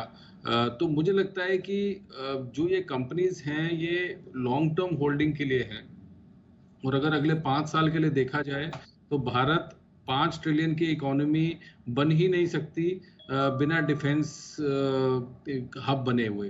तो डिफेंस हब बनना बहुत ज़रूरी है, क्योंकि अब पहले सर्विसेज जहां पर भारत के नंबर 1 पे होती थी, मुझे लगता है कि अगर यही इसी तरीके से ग्रोथ होती रही तो हो सकता है कि सर्विसेज को टक्कर देने के लिए डिफेंस सेक्टर आए, कि सर्विसेज और डिफेंस दोनों टक्कर के सेक्टर्स हैं। वैसे इंडिया में भी होगा कि डिफेंस प्रोडक्शन, और क्योंकि अब तो प्राइवेट कंपनीज भी बीच में शुमार हो रही हैं, हम देख रहे हैं BEML जैसी कंपनीज हैं, या भारत फोर्ज जैसी कंपनीज हैं, या महिंद्रा एंड महिंद्रा जैसी कंपनीज हैं, या बहुत सारी ऐसी कंपनीज जो प्राइवेट सेक्टर के भी हैं, वो भी डिफेंस में प्रोडक्शन कर रही हैं। और हमने देखा किस तरीके से ड्रोन रिलेटेड कंपनीज ने कैसे बहुत अच्छा परफॉर्म किया। तो आई थिंक ये बहुत अच्छी डेवलपमेंट है, और एयरक्राफ्ट कैरियर अगर कोचिन शिपयार्ड के पास आ रहा है तो इवन बेटर। मुझे लगता है कि कोचिन शिपयार्ड में अभी भी यहाँ से 10-1% की तेज़ी हो सकती है। तो इंडीड बहुत ही अच्छा सेक्टर है शिपिंग सेक्टर, और अब आने वाले समय में केवल डोमेस्टिक नहीं, इंटरनेशनल ऑर्डर्स भी आते हुए दिखेंगे। ओके, तो ये है आपके लिए कोचिन शिपयार्ड पर खरीदारी करने की राय। यहाँ से भी 10% की अपसाइड के लिए होल्ड करें या करें तेजी, ये राय चोपड़ा साहब की। राय जान लेते गुप्ता साहब की बिल्कुल के बाद हिटमैन हिमांशु।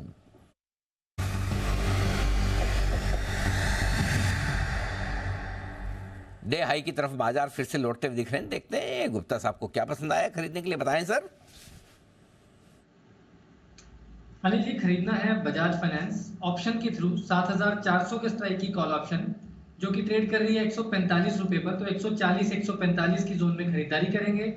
128 रुपए का स्टॉप लॉस, 175 और 190 रुपए के दो टारगेट बजाज फाइनेंस की 7400 के स्ट्राइक की कॉल ऑप्शन में।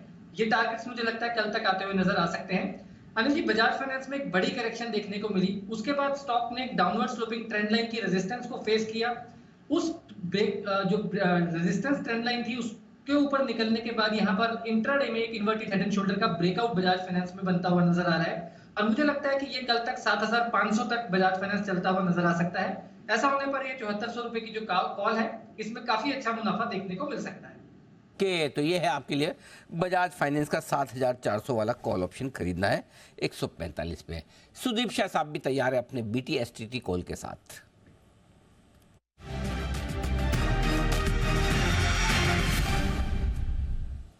सुदीप जी बताएं सर।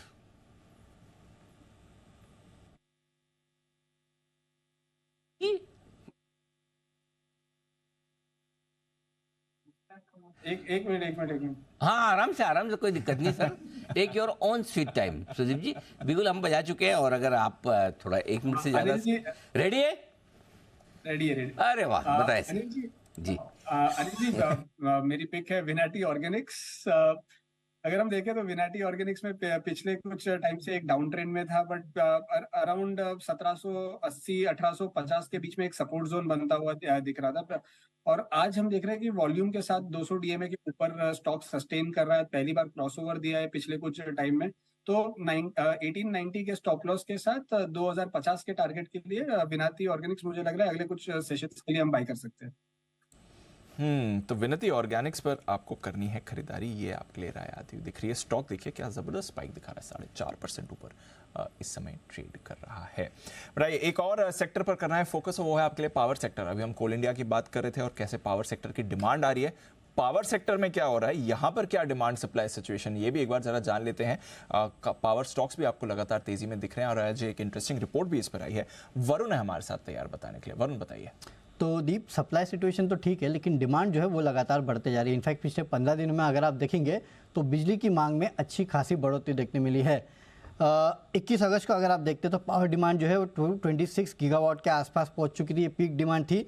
और वही 17 अगस्त को अगर आप देखते तो ये 234 के आसपास पहुंच चुकी थी। तो लगातार जो पीक डिमांड है वो बढ़ती जा रही है। और इनफैक्ट जो पीक शॉर्टेज है, यानी कि कितनी शॉर्टेज है, उसको अगर आप देखेंगे तो ये रिकॉर्ड स्तर पे पहुंच चुकी है। करीब 9.11 गीगावाट के आसपास जो है ये पहुंच चुकी है। अब इसका कारण क्या है?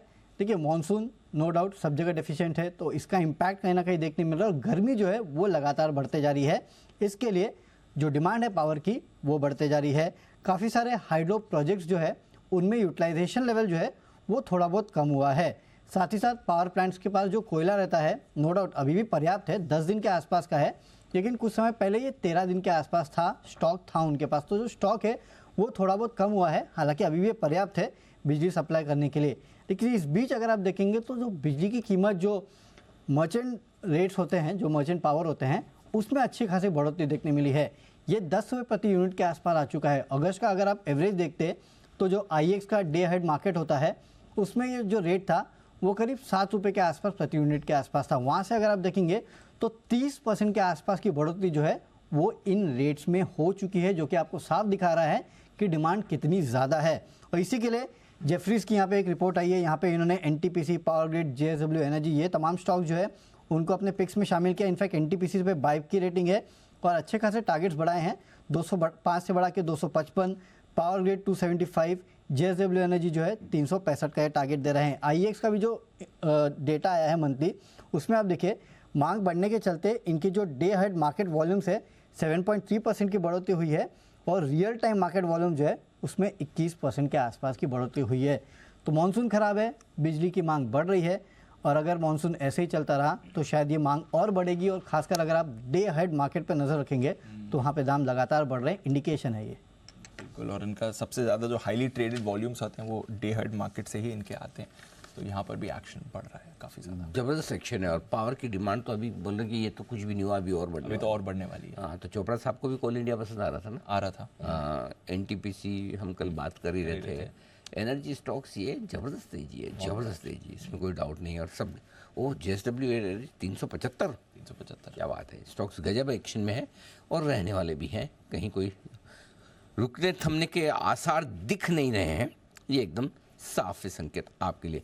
एक बार जरा इस स्टॉक के चार्ट पर भी राय ली जाए। JSW एनर्जी 3.5% ऊपर है, 375 के आसपास ट्रेड करता हुआ। जरा सुदीप जी चार्ट देखिए और राय दीजिए अपनी। अनिल जी, JSW एनर्जी का अगर हम चार्ट देखें, अगर हम थोड़ा लंबी अवधि का देखें, पिछले 2-3 साल का अगर डेली चार्ट देखें तो एक अच्छा सा, एक पहले तो एक बड़ा मूव आया था 380 तक, उसके बाद स्टॉक ने 200 के आसपास रिटेस्ट किया, 2 बार करेक्शन आया और हर एक करेक्शन में एक अच्छा सा हम देख रहे हैं कि बाइंग सपोर्ट नीचे के लेवल से देख रहा था। प्लस पिछले कुछ हफ्तों से अगर हम देख रहे हैं तो स्टॉक ने जब से 320 के ऊपर जो इसका एक ट्रेंड लाइन ब्रेकआउट जोन था, इसके ऊपर निकलते ही वन साइड स्टॉक चला है और मुझे लग रहा है यहाँ से डेली वीकली दोनों चार्ट का स्ट्रक्चर बहुत बढ़िया है और पिछली जो रेजिस्टेंसेस है उसके ऊपर स्टॉक ट्रेड कर रहा है। मुझे लग रहा है यहाँ से एक फ्रेश अप मूव भी आ सकता है, जबकि मिड कैप सारे चल रहे हैं तो यहाँ पे 355 के स्टॉप लॉस से मुझे लग रहा है यहाँ पे भी एक अप मूव 410 तक का JSW एनर्जी में हम आते हुए देख पाएंगे। ये तो बड़े चार्ट पर अभी भी और तेजी की है गुंजाइश। स्टॉक बड़े लंबे समय से 365 के आसपास आकर रुकता अटकता था, आज पार करके कुछ नए ब्रेकआउट की करता हुआ तैयारी। आइए, इस सीरीज की शुरुआत से भरपूर एक्शन में है बैन लिस्ट और आज फिर से आशीष जुड़ चुके हैं हमारे साथ बताने के लिए बैन से बेनिफिट।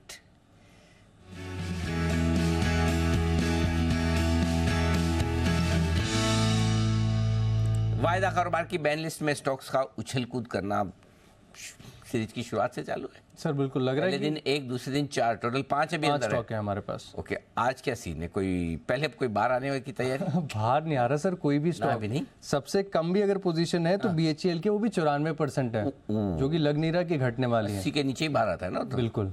अच्छा, और अंदर तैयारी? अंदर तैयारी आज सिर्फ एक ही स्टॉक की हो रही है, लेकिन सीरीज की तो बस शुरुआत हुई है। डेल्टा कॉप पे 105% के साथ है तो अंदर, तो ये सिर्फ बैन में आएगा और थोड़े दिन रहना भी पड़ेगा इसे। 105 से 80 आने में टाइम लगेगा। हाँ, तो आपके पास अब टोटल 6 स्टॉक हो जाएंगे। नाम बता देता हूँ, एक बार याद करने में आसानी होगी। बलरामपुर चीनी 112% है, इंडिया बुल्स हाउसिंग फाइनेंस 108% है, India cement 100%, Hindustan copper 98%, BHEL है 93-94%, और अब जो फ्रेश एंट्री करेगा वो है Delta Corp 105% market wide position limit के साथ। टोटल 6 स्टॉक हैं आपके पास बैन में। ओके, टोटल 6 शेयरों में आप कल बैन लिस्ट को डेवलप होते बढ़ते हुए देखेंगे। डेल्टा कॉप भी अपनी मौजूदगी दर्ज कराएगा, लंबे समय के बाद डेल्टा कॉप भी फिर से बैन में आता हुआ। बहुत ही बढ़िया, बढ़ते आगे। और अब वक्त एक और बिगुल का। सुदीप शाह साहब ने विनती ऑर्गेनिक्स पसंद किया था, एक और स्टॉक उनके रडार पे आ रहा है, BTSTT।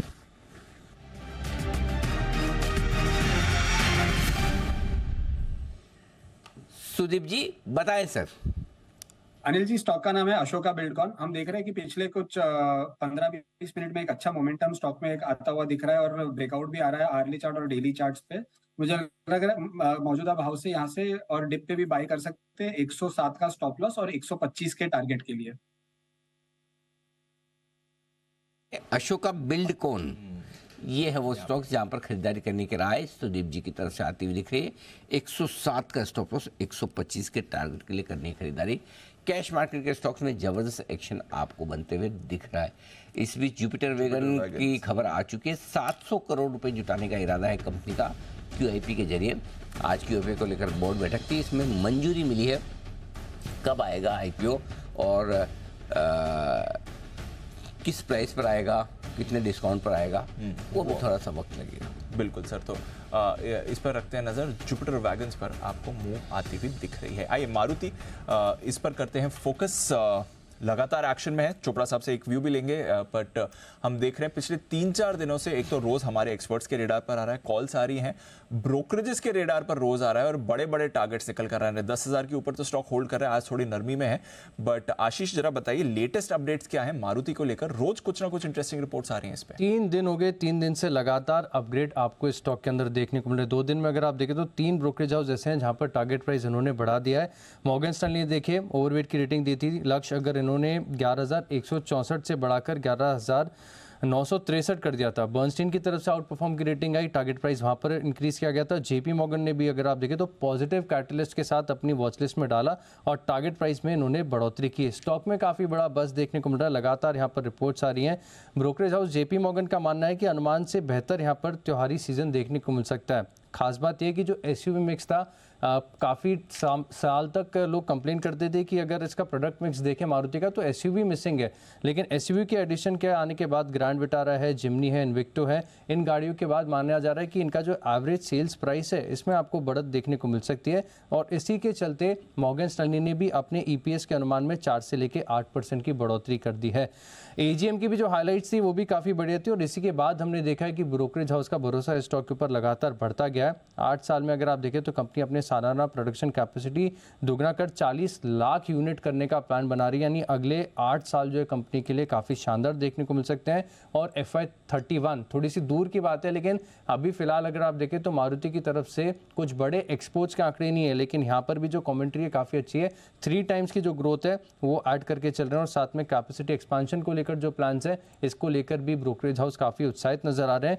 वैल्यूएशन की बात की जाए तो 25 टाइम पर मिल रहा है FY25 फॉरवर्ड EPS के हिसाब से, तो वैल्यूएशन भी ठीक ठाक है, ग्रोथ प्रोस्पेक्ट्स बढ़िया है और ब्रोकरेज हाउस का भरोसा बढ़ रहा है। इसी के चलते लगातार रेडार पर बना हुआ है मारुति। ओके, तो मारुति यहाँ पर एक्शन में है भरपूर। मेरे ख्याल से ये जो टारगेट है हाईएस्ट एवर है, 12,000 के ऊपर के टारगेट अभी तक किसी के आए नहीं है।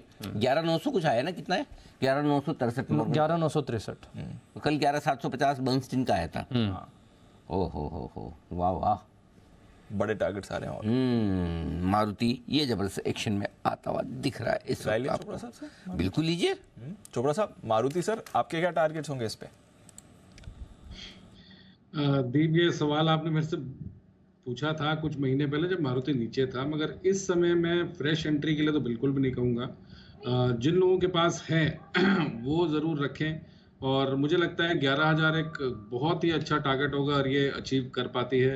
सामने फेस्टिव सीज़न है और हम ये देखते हैं फेस्टिव सीज़न में खास करके जो एंट्री लेवल कार्स हैं या मारुति जैसी कंपनीज हैं वो बहुत ज़्यादा बेनिफिट कमाती हैं, अपना सेल्स नंबर्स उनके बहुत अच्छे होते हैं। मगर विद योर परमिशन मैं एक आध और सेक्टर में बातचीत करना चाहता हूँ जो कि मुझे लगता है कि आने वाले 3 से 6 महीने में अच्छा करेगा। है मारुति पर राय आपके लिए चोपड़ा साहब की तरफ से आती हुई। आइए, जय ठक्कर है तैयार और तैयार है बिगुल कैश का ऑप्शन।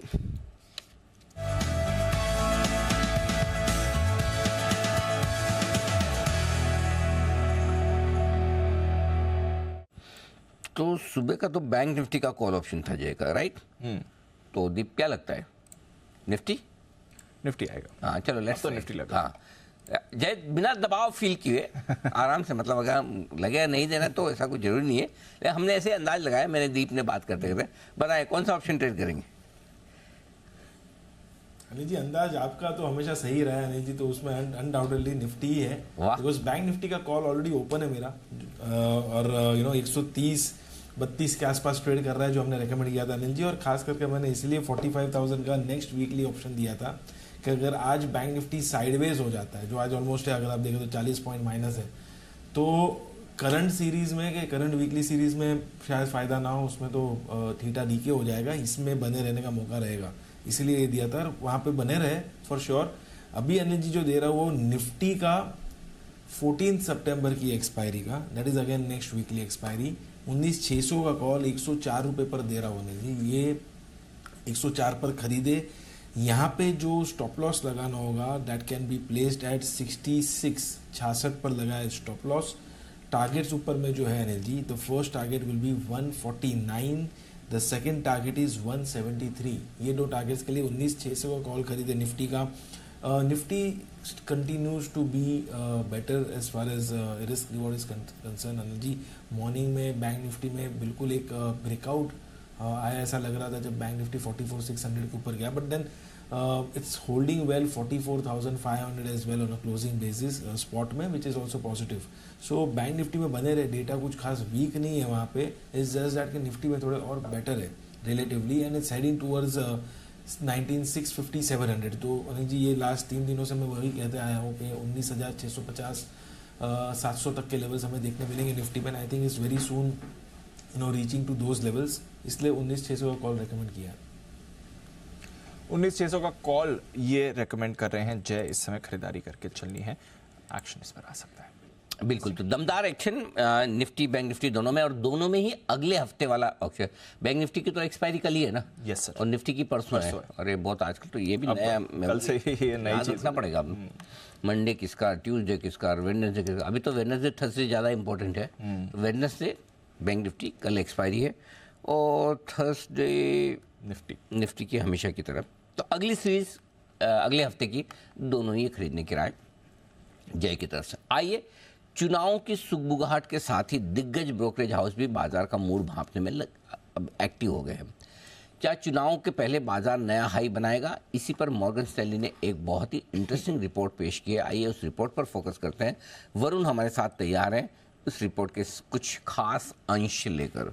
वरुण, क्या कह रही मॉर्गन स्टैनली इलेक्शन के बारे में? ये तो बता रहे कि अनिल जी नया हाई तो बनेगा। अच्छा। और लेवल्स भी इन्होंने बता दी। इनका कहना है कि इलेक्शन डेट्स तक कम से कम 10% के आसपास की रैली आपको मार्केट में देखने में यहाँ से इलेक्शन की डेट्स तक या डेट अनाउंस होने तक? डेट इलेक्शंस चलेंगे ना, तब तक ओके। तो तब तक आपको 10% की रैली देखने मिलेगी मार्केट में। 10% 2,000 पॉइंट। हाँ, मतलब समझिए जो लेवल अगर कैलकुलेट करने जाए हम इन लेवल से, तो 21,500 आता है निफ्टी पे और 72,200 आता है सेंसेक्स पे। ये लेवल आपको देखने मिल सकते हैं सेंसेक्स पे 10% के आसपास की रैली। अभी इन्होंने काफ़ी सारी चीज़ें इसमें बताई है, क्योंकि कुछ पास्ट डेटा है उसको इन्होंने एनालाइज किया है, और उसके बाद इनका कहना है कि अभी तक अगर आप देखेंगे तो बाजार ने चुनाव के जितने भी सारे फैक्टर्स होते हैं उनको सभी को फैक्टर इन नहीं किया है, अभी भी काफ़ी कुछ फैक्टर इन करना बाकी है। लगातार तीसरी बार बहुमत में अगर सरकार आती है तो इसका बाजार पे काफ़ी बड़ा असर आपको देखने मिलेगा। ऐतिहासिक रूप पे अगर आप देखेंगे तो भारतीय बाजार जो है चुनाव में काफ़ी ऑप्टिमिज्म के साथ जाते हैं। और साथ ही साथ जो पास्ट डेटा इन्होंने एनालाइज किया है उसमें चुनाव के पहले 6 महीने का अगर आप प्री इलेक्शन मूव देखेंगे राइट फ्रॉम 1996 टू 2019 तो उसका औसत करीब 16% आता है। 3 महीने का प्री इलेक्शन मूव देखेंगे तो वो करीब 9% के आसपास आता है। और 3 महीने का पोस्ट इलेक्शन मूव देखेंगे तो वो औसत करीब 3% के आसपास आता है। और इनका कहना है कि चुनाव के बाद मार्केट में +5% से, सुनिएगा ये बात, +5% से -40% के आसपास जो है बाजार दायरे में रह सकता है। अब +5% इनका इसके लिए कहना है कि अगर मार्केट जो सोच रहा है और उसी तरह से चुनाव के नतीजे आए तो शायद आपको वहाँ से ज़्यादा नहीं 5% के आसपास की रैली और देखने मिलेगी। लेकिन अगर मार्केट जो सोच रहा है और उसके विपरीत आया इलेक्शन रिजल्ट तो शायद बड़ा कट ऑफ आ सकता है। हालांकि ये इन्होंने सिर्फ रेंज दी है, ये वो नहीं कह रहे कि 40% गिर ही जाएगा, ये सिर्फ ये कह रहे हैं कि इस रेंज में जो है मार्केट रह सकता है। इलेक्शन के अलावा काफ़ी सारी और चीज़ें जैसे कि यूएस के मार्केट्स में क्या हो रहा है, महंगाई, ब्याज दरें, इन सब पे भी फोकस करना है। लेकिन अगले 6-8 महीने तक इलेक्शन बड़ा फोकस होगा और धीरे धीरे करके मार्केट इसको फैक्टरिंग करना शुरू करेगा। अगर आप पास्ट ट्रेंड्स को देखेंगे तो औसतन 10-15% के आसपास की रैली जो है इंडियन मार्केट में देखी जाती है इलेक्शंस के टाइम पे। इलेक्शन के पहले 10 से 15%। चोपड़ा साहब, ये मॉर्गन स्टैनली वाले सही करें? अनिल जी देखिए, मेरा पर्सनल टारगेट निफ्टी में 25,000 का है और उसके आगे भी है। हाँ तो मतलब गलती कह रहे हैं ना, टारगेट ज्यादा रखना चाहिए, मतलब है ना? टाइम ज्यादा रखना चाहिए, टाइमलाइन बताना बहुत मुश्किल होता है। जी जी। ये जर्नी है अनिल जी, और ये जर्नी में ऊपर नीचे उठापटक होती है। और कई बार ऐसा होता है कि आप और हम सब जानते हैं कि मार्केट्स में अगर टिके रहना है तो वो सारा पेशेंस का गेम है। जिस तरीके के बाजार हम देख रहे हैं पिछले 15-20 दिनों से, वो जनरली देखे नहीं जाता कि हरियाली ही हरियाली होती है। और जिस तरीके के स्टॉक्स में तेजी बन रही है, बहुत अच्छी बात है। मुझे लगता है कि ड्यू था काफी समय से मिड कैप और स्मॉल कैप में तेजी, मगर ऐसे भी वक्त आते हैं अनिल जी, आप रिकग्नाइज करेंगे इस बात को कि हम पूरे दिन लगभग कोई ट्रेड नहीं होता है और बाजार बिल्कुल सुस्त रहता है। और कितने ही दिन ऐसे जाते हैं हम कोई ट्रेड नहीं ले पाते हैं और हम लोग इंतजार करते हैं बाजार कुछ एक्शन दिखाएगा। मगर निश्चित रूप से भारत अभी स्वीट स्पॉट पे है और जहां पर लोग चाइना की जगह भारत को देख रहे हैं, इंटरनेशनली भी हमारी सिचुएशन ठीक है, हमारी ग्रोथ रेट बहुत अच्छी है, कंजम्पशन अच्छी है और जिस तरीके के हमारे जीडीपी के आंकड़े हैं वो मुझे लगता है कि किसी भी ऐसे बड़े देश के नहीं हैं पूरी दुनिया में। तो कहीं ना कहीं हम एक स्वीट स्पॉट पे हैं और जो अच्छी कंपनीज है, मैं दोबारा बोलना चाहता हूँ, जो अच्छी कंपनीज है वहां पे आपको बहुत अच्छी तेजी देखने को मिलेगी। मैं कुछ कहना चाह रहा था अनिल जी, आप शायद सुन नहीं पाए पिछली बार। एक सेक्टर के बारे में ब्रीफली टच अपॉन करना चाहता हूँ, अगर आप अलाउ करें तो। शायद सुना नहीं, फरमाएं। मुझे लगता है कि अनिल जी, जैसे ही ये मॉनसून सीजन खत्म होता है तो चावल का एक सेक्टर है जो मुझे इस समय अच्छा लग रहा है और चावल की जनरली बुआई हो जाती है इस समय तक। तो मोस्टली अगर हम देखें तो जो हरियाणा पंजाब में जहाँ पर सबसे ज़्यादा चावल होता है वो बुआई हो चुकी है और जैसे जैसे दिवाली के आसपास हार्वेस्ट सीजन होता है तो मेरा ये मानना है कि चावल की जो कंपनियां हैं इस समय पर जो मुझे दिखाई देती हैं, 3 मेजर लिस्टेड कंपनीज हैं। एक स्मॉल कैप है KRBL है जिसमें गोल्डन क्रॉस बन रहा है, तो मुझे लगता है KRBL जो करीब 400 के लगभग अभी ट्रेड कर रहा है वो 450 पौने 500 का स्तर टच कर सकता है। तो KRBL में मुझे तेजी नजर आती है। दूसरी कंपनी है LT फूड्स जो मुझे लगता है 200 तक जा सकती है और एक माइक्रो कैप कंपनी है मिष्ठान फूड्स जिसने पिछले क्वार्टर भी बहुत अच्छा रिजल्ट दिया था। इनका इंटरनेशनल प्रेजेंस भी अब है और मिडिल ईस्ट से काफी अच्छा बिजनेस लेके आया। तो बहुत माइक्रो कैप कंपनी है, 12 रुपए के करीब ट्रेड करता है। मुझे लगता है कि इसमें भी तेजी बन सकती है, 18 रुपए के टारगेट के लिए इसको खरीदा जा सकता है। एक और चीज मैं याद कराना चाहूंगा बजाज हिंदुस्तान शुगर के बारे में अनिल जी, जब 11-12 रुपए पे था तो मैंने रिकमेंड किया था, बहुत लोगों ने ट्रोल भी किया था मेरे को। तो मैं दोबारा से बोलता हूँ, आइटरेट करता हूँ इस सेक्टर के बारे में। मुझे चीनी भी अच्छी लगती है, चीनी के शेयर्स इस समय अच्छे लग रहे हैं और 6 महीने के पर्सपेक्टिव से चावल और चीनी दोनों कमोडिटीज़ हैं। इन कमोडिटीज़ में खरीदारी करी जा सकती है कमोडिटी वाले शेयर्स में और मेरा ये मानना है कि अगर कोई 3 से 6 महीने तक चीनी और चावल में निवेशित रहेगा तो दोनों सेक्टर्स में बहुत अच्छा मुनाफा कमाएगा। और बजाज हिंदुस्तान हमने देखा 12 रुपए से 28 रुपए तक गया है और बहुत अच्छा मुनाफा आई एम श्योर दर्शकों ने कमाया होगा। ताज हिंदुस्तान चोपड़ा साहब की पिक रही है, शानदार रिटर्न्स उससे आए और कुछ और काउंटर सेक्टर्स भी चोपड़ा साहब के रेडार पर हैं, इस पर भी रखिए नजर। शुगर सेक्टर पर अभी भी उनका पॉजिटिव व्यू ही बना हुआ है। आइए 3-20 की स्ट्रैटेजी ले लेते हैं अनिल जी की तरफ से।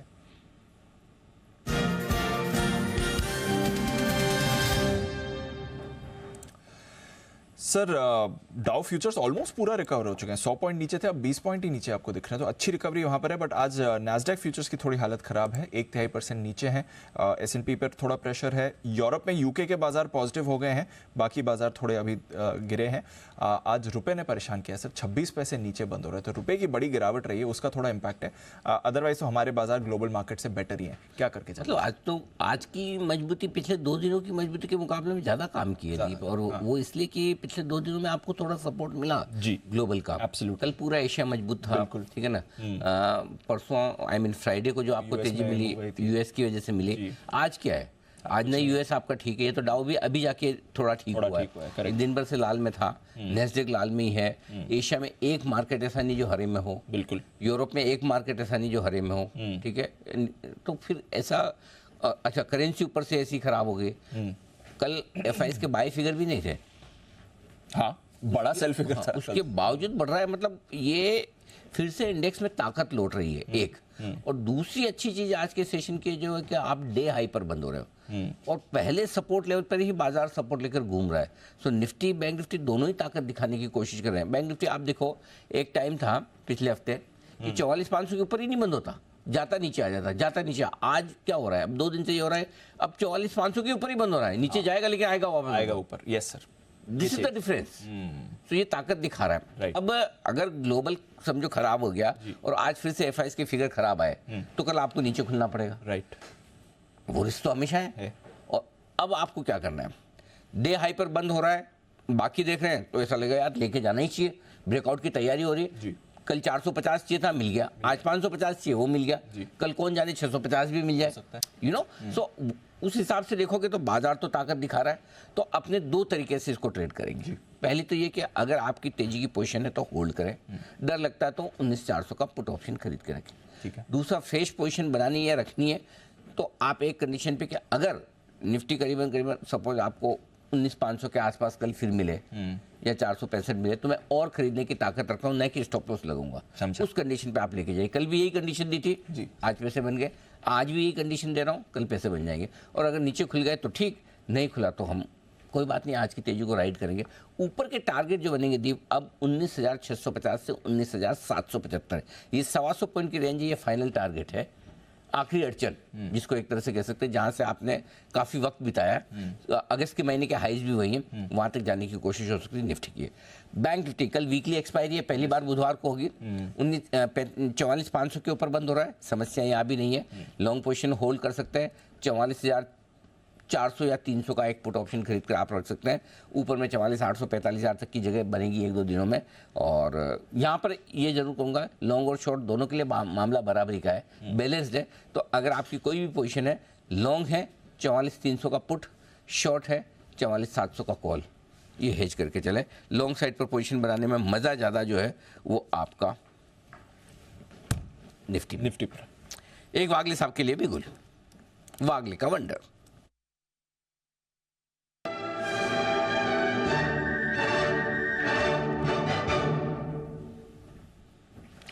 बताएं वागले साहब। अनिल जी, ये आप ही के क्या बोलेंगे, आपके कहने से ही मेरे रडार पर आया है। स्टॉक है औरो फार्मा, इसको लेके चले। जिस तरह से क्लोज होता है, मुझे लगता है कल के दिन में आपको गैप अप ओपनिंग मिलना चाहिए, 8 से 10 रुपए 1-8% का मिलना चाहिए। पोजिशनली मेरा टारगेट 880 885 पोजिशनली, मतलब 1 से 2 दिनों में, तो 20-25 रुपए की मूव आपको कल के दिन में मिल सकती है। आपका स्टॉप लॉस होना चाहिए 850 का। ओके, तो ये है आपके लिए औरो फार्मा। फाइनली इस पर भी कॉल आ रहा है। बिगुल जय के लिए जय का जैकपॉट।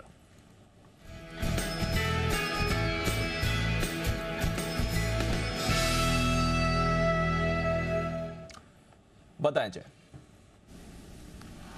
दीप, खरीदना है ITC का in the money call option 440 का, 10 रुपये 5 पैसे 10 रुपये 15 पैसे पर ये ट्रेड कर रहा है अभी। इसको खरीदे। यहाँ पे स्टॉप लॉस आपको लगाना होगा 7 रुपये 20 पैसे का। एंड टारगेट्स ऊपर में निकल कर आ रहे हैं इसके 16 रुपये 75 पैसे से 19 रुपये 50 पैसे के। सो 16.75, 19.50 ये दो टारगेट्स के लिए आईटीसी का इन द मनी स्ट्राइक का कॉल ऑप्शन 440 का खरीदे। दीप ऐसे ही मैंने सन फार्मा का दिया था आज, वहाँ पे तो ऑलमोस्ट फर्स्ट टारगेट हासिल हो गया। आईटीसी में भी मुझे ऐसा लग रहा है कि अच्छा मूव ऊपर की तरफ हमें देखने मिल सकता है, लगभग 455 460 तक के स्पॉट में लेवल्स देखने मिल सकते हैं। आईटीसी ये भी आपको मूव करते हुए दिखेगा, इस पर भी रखनी है नज़र। आखिरी फिर 1.5 मिनट बाकी है बाजार के एक्शन के लिए, और सरप्राइज अपोलो हॉस्पिटल जिसकी थोड़ी देर पहले बात चली थी, टॉप गेनर है आपका निफ्टी का, 3.5% ऊपर बंद हो रहा है। कोल इंडिया आज फिर से अच्छे फॉर्म में 3% की तेजी इस पर बनी है। फार्मा का आज योगदान था, सेकंड हाफ में स्पेशली फार्मा एक्टिव हुआ। सन फार्मा में मूव आई, अभी बागली साहब औरोबिंदो की बात कर रहे थे, डिवीज में भी आपने खरीदारी आती हुई दिखी, और सुबह से सिप्ला में भी थोड़ा पॉजिटिव एक्शन बना हुआ है। बीपीसीएल में एक अच्छा रिबाउंड है, आईटीसी में अच्छी खरीदारी है जिसकी जय बात कर रहे थे, टाइटन अच्छा रहा, बजाज फाइनेंस में अच्छी मूव आई है, इन्फोसिस, एलएनटी, एलटीआई, माइंडट्री, रिलायंस इंडस्ट्रीज का भी आज सहारा बाजार को मिला है। वीकनेस अल्ट्राटेक कल की तेजी के बाद आज मुनाफा वसूली, डॉक्टर रेड्डी थोड़ा कमजोर था, मारुति और आइशर दोनों में आज गिरावट थी। एचडीएफसी बैंक ने सहारा नहीं दिया है, और बैंक निफ्टी भी कल की पहली वीकली एक्सपायरी जो अब वेडनेसडे को होगी उससे पहले थोड़ा सुस्त आपको बंद होते हुए दिख रहा है। एचडीएफसी बैंक में हल्का प्रेशर भी था। वायदा कारोबार के कई स्टॉक्स में आपको एक्शन दिखा है, 6% की तेजी जुबिलेंट फूड में, एबी फैशन में अच्छी खरीदारी थी, पेट्रोनेट एलएनजी एक्टिव था, ग्लेनमार्क फार्मा और लॉरस लैब्स यहां पर भी आपको पॉजिटिविटी दिखी है। इसके अलावा Zee entertainment, India mart, JK cement, ABB, Zydus life, Torrent pharma, Lupin, Canfin homes, Biocon, Colgate और कोफोर्ज ये सारे स्टॉक्स भी एक्टिव थे। वीकनेस आपको आती हुई दिखी इंडिया बुल्स हाउसिंग में 4.5% का cut, ICICI Pru, Hindustan copper, Samvardhana Motherson, Nalco, India cements, Manappuram और साथ ही आरईसी ये भी आपके लिए थोड़े कमजोर रहे। बट ब्रॉडर मार्केट के एनर्जी आउट परफॉर्मेंस बरकरार है, 40,000 के ऊपर पहली बार इंट्राडे में भी गया आज मिड कैप इंडेक्स, और पहली बार 40,000 के ऊपर आपको ऊपर निफ्टी मिड कैप 100 इंडेक्स बंद होता हुआ आपको नजर आएगा। स्मॉल कैप इंडेक्स भी 101 पॉइंट ऊपर नॉट आउट बंद होता हुआ देगा। जबरदस्त तेजी आप ब्रॉडर मार्केट में देख रहे हैं। बढ़ने वाले शेयर बीएसई पर 2300 और कमजोर 1600, एनएससी पर बढ़ने वाले शेयर 1250, कमजोर 950। इससे आप अंदाजा लगा सकते हैं कि कितने मजबूती के साथ बाजार बंद होते दिखे हैं। डे हाई के आसपास निफ्टी बंद होने में रहा है कामयाब है। आइए बाजार बंद होने के बाद के एक्शन पर करते हैं फोकस। दुनिया भर में कैंसर के मामले बड़े तेजी से बढ़ रहे हैं। पिछले 30 साल में 50 साल से कम उम्र वाले लोगों में इसमें 80% तक की तेजी आई, यानी कि जिनकी उम्र 50 साल से कम है उन लोगों में कैंसर के मामले 80% तक ज़्यादा बढ़ चुके हैं, यानी कि उनको ज़्यादा कैंसर होता दिख रहा है। ब्रिटिश मेडिकल जर्नल ऑन्कोलॉजी की स्टडी में यह सच सामने आया। इस स्टडी में भारत सहित 204 देशों को शामिल किया गया था। इस दौरान ब्रेस्ट, नाक और प्रोस्टेट कैंसर के मामलों में तेजी देखी गई। इस पर हम आज शाम खास चर्चा करेंगे 6 बजे। वजह को समझेंगे, उपाय समझेंगे, कैसे बचा जाए। एक्सपर्ट से करेंगे बात। हम कम उम्र कैंसर का डर, ये हमारा आज का विशेष शो। साथ देंगे हमारे साथ कुछ खास मेहमान जो जुड़ेंगे इस शो में। Doctor Uma Dangi, medical oncologist Fortis hospital, doctor Rajit Ratan sahab, medical oncologist Park hospital, इन दोनों से करेंगे हम मुलाकात। आइए बढ़ते आगे, और आज हम बताएंगे कि कौन होते हैं फाइनेंशियल सलाहकार, कितने तरह के फाइनेंशियल प्लानर होते हैं, और आप एक अच्छा फाइनेंशियल एडवाइज़र कैसे चुनें।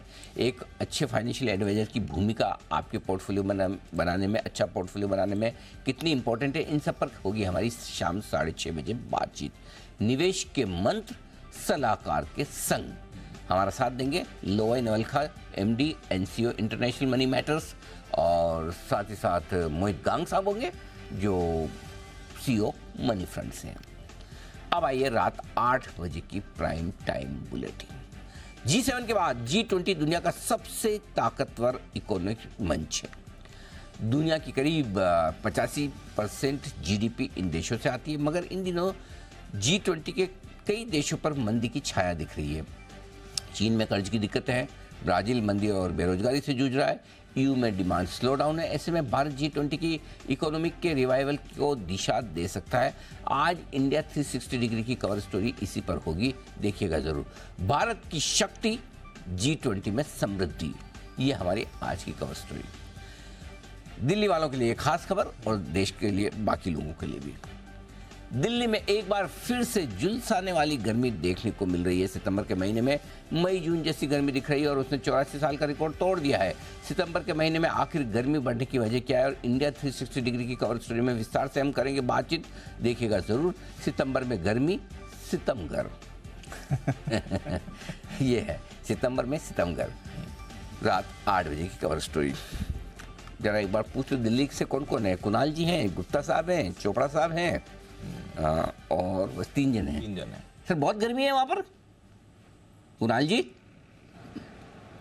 बहुत है जी, बहुत गर्मी। बंसल जी छुट्टी में बहुत गर्मी है ना जी।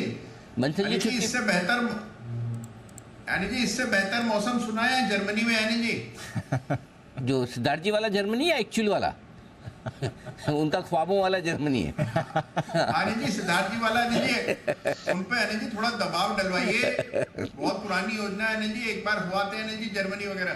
अपने पार्टनर से सीखिए, गर्मी दिल्ली की गर्मी छोड़ के देखो घूम रहे आराम से 2 हफ्ते से। हाँ सीधा एकदम बंसल जी मजे ले रहे हैं। गर्मी मतलब सितंबर के महीने में इतनी गर्मी होगी बहुत ज़्यादा। अक्टूबर हीट तो बड़ी फेमस है जी, लेकिन ये सितंबर हीट होने लगी है। 80-85 साल की सबसे ज़्यादा गर्मी है सर दिल्ली में। 85 साल की रिकॉर्ड टूटा है अभी। अच्छा, मैं सोच भी रहा था दिल्ली जाना है, लेकिन मैं सोच रहा हूँ अब रुक ही जाऊँ। गर्मी ने अब ये फैसला ले लिया। गर्मी के चलते मैं फैसला रोक ही रहा हूँ। चलिए, तो दिल्ली वाले हमारे तीनों गर्म मेहमानों का बड़ा बड़ा धन्यवाद। चोपड़ा साहब, कुणाल जी और हिमांशु जी, आप तीनों का बहुत बहुत धन्यवाद। सुमित जी, वागले साहब का भी बहुत बहुत शुक्रिया। सुदीप जी और जय ठक्कर साहब का धन्यवाद आज हमारा साथ देने के लिए। फाइनल क्लोजिंग 19,575 पर 46 अंकों की तेजी के साथ निफ्टी और 46 अंक ही नीचे बैंक निफ्टी बैलेंस करता हुआ बराबर 44,532 के आसपास। सेंसेक्स ने 150 पॉइंट की दिखाई है तेजी। डाउ फ्यूचर्स 25 पॉइंट नीचे, नैस्डैक फ्यूचर्स 50 पॉइंट नीचे। ये क्लोजिंग के वक्त का हाल है आपके लिए। मुझे और दीप को दीजिए इजाजत।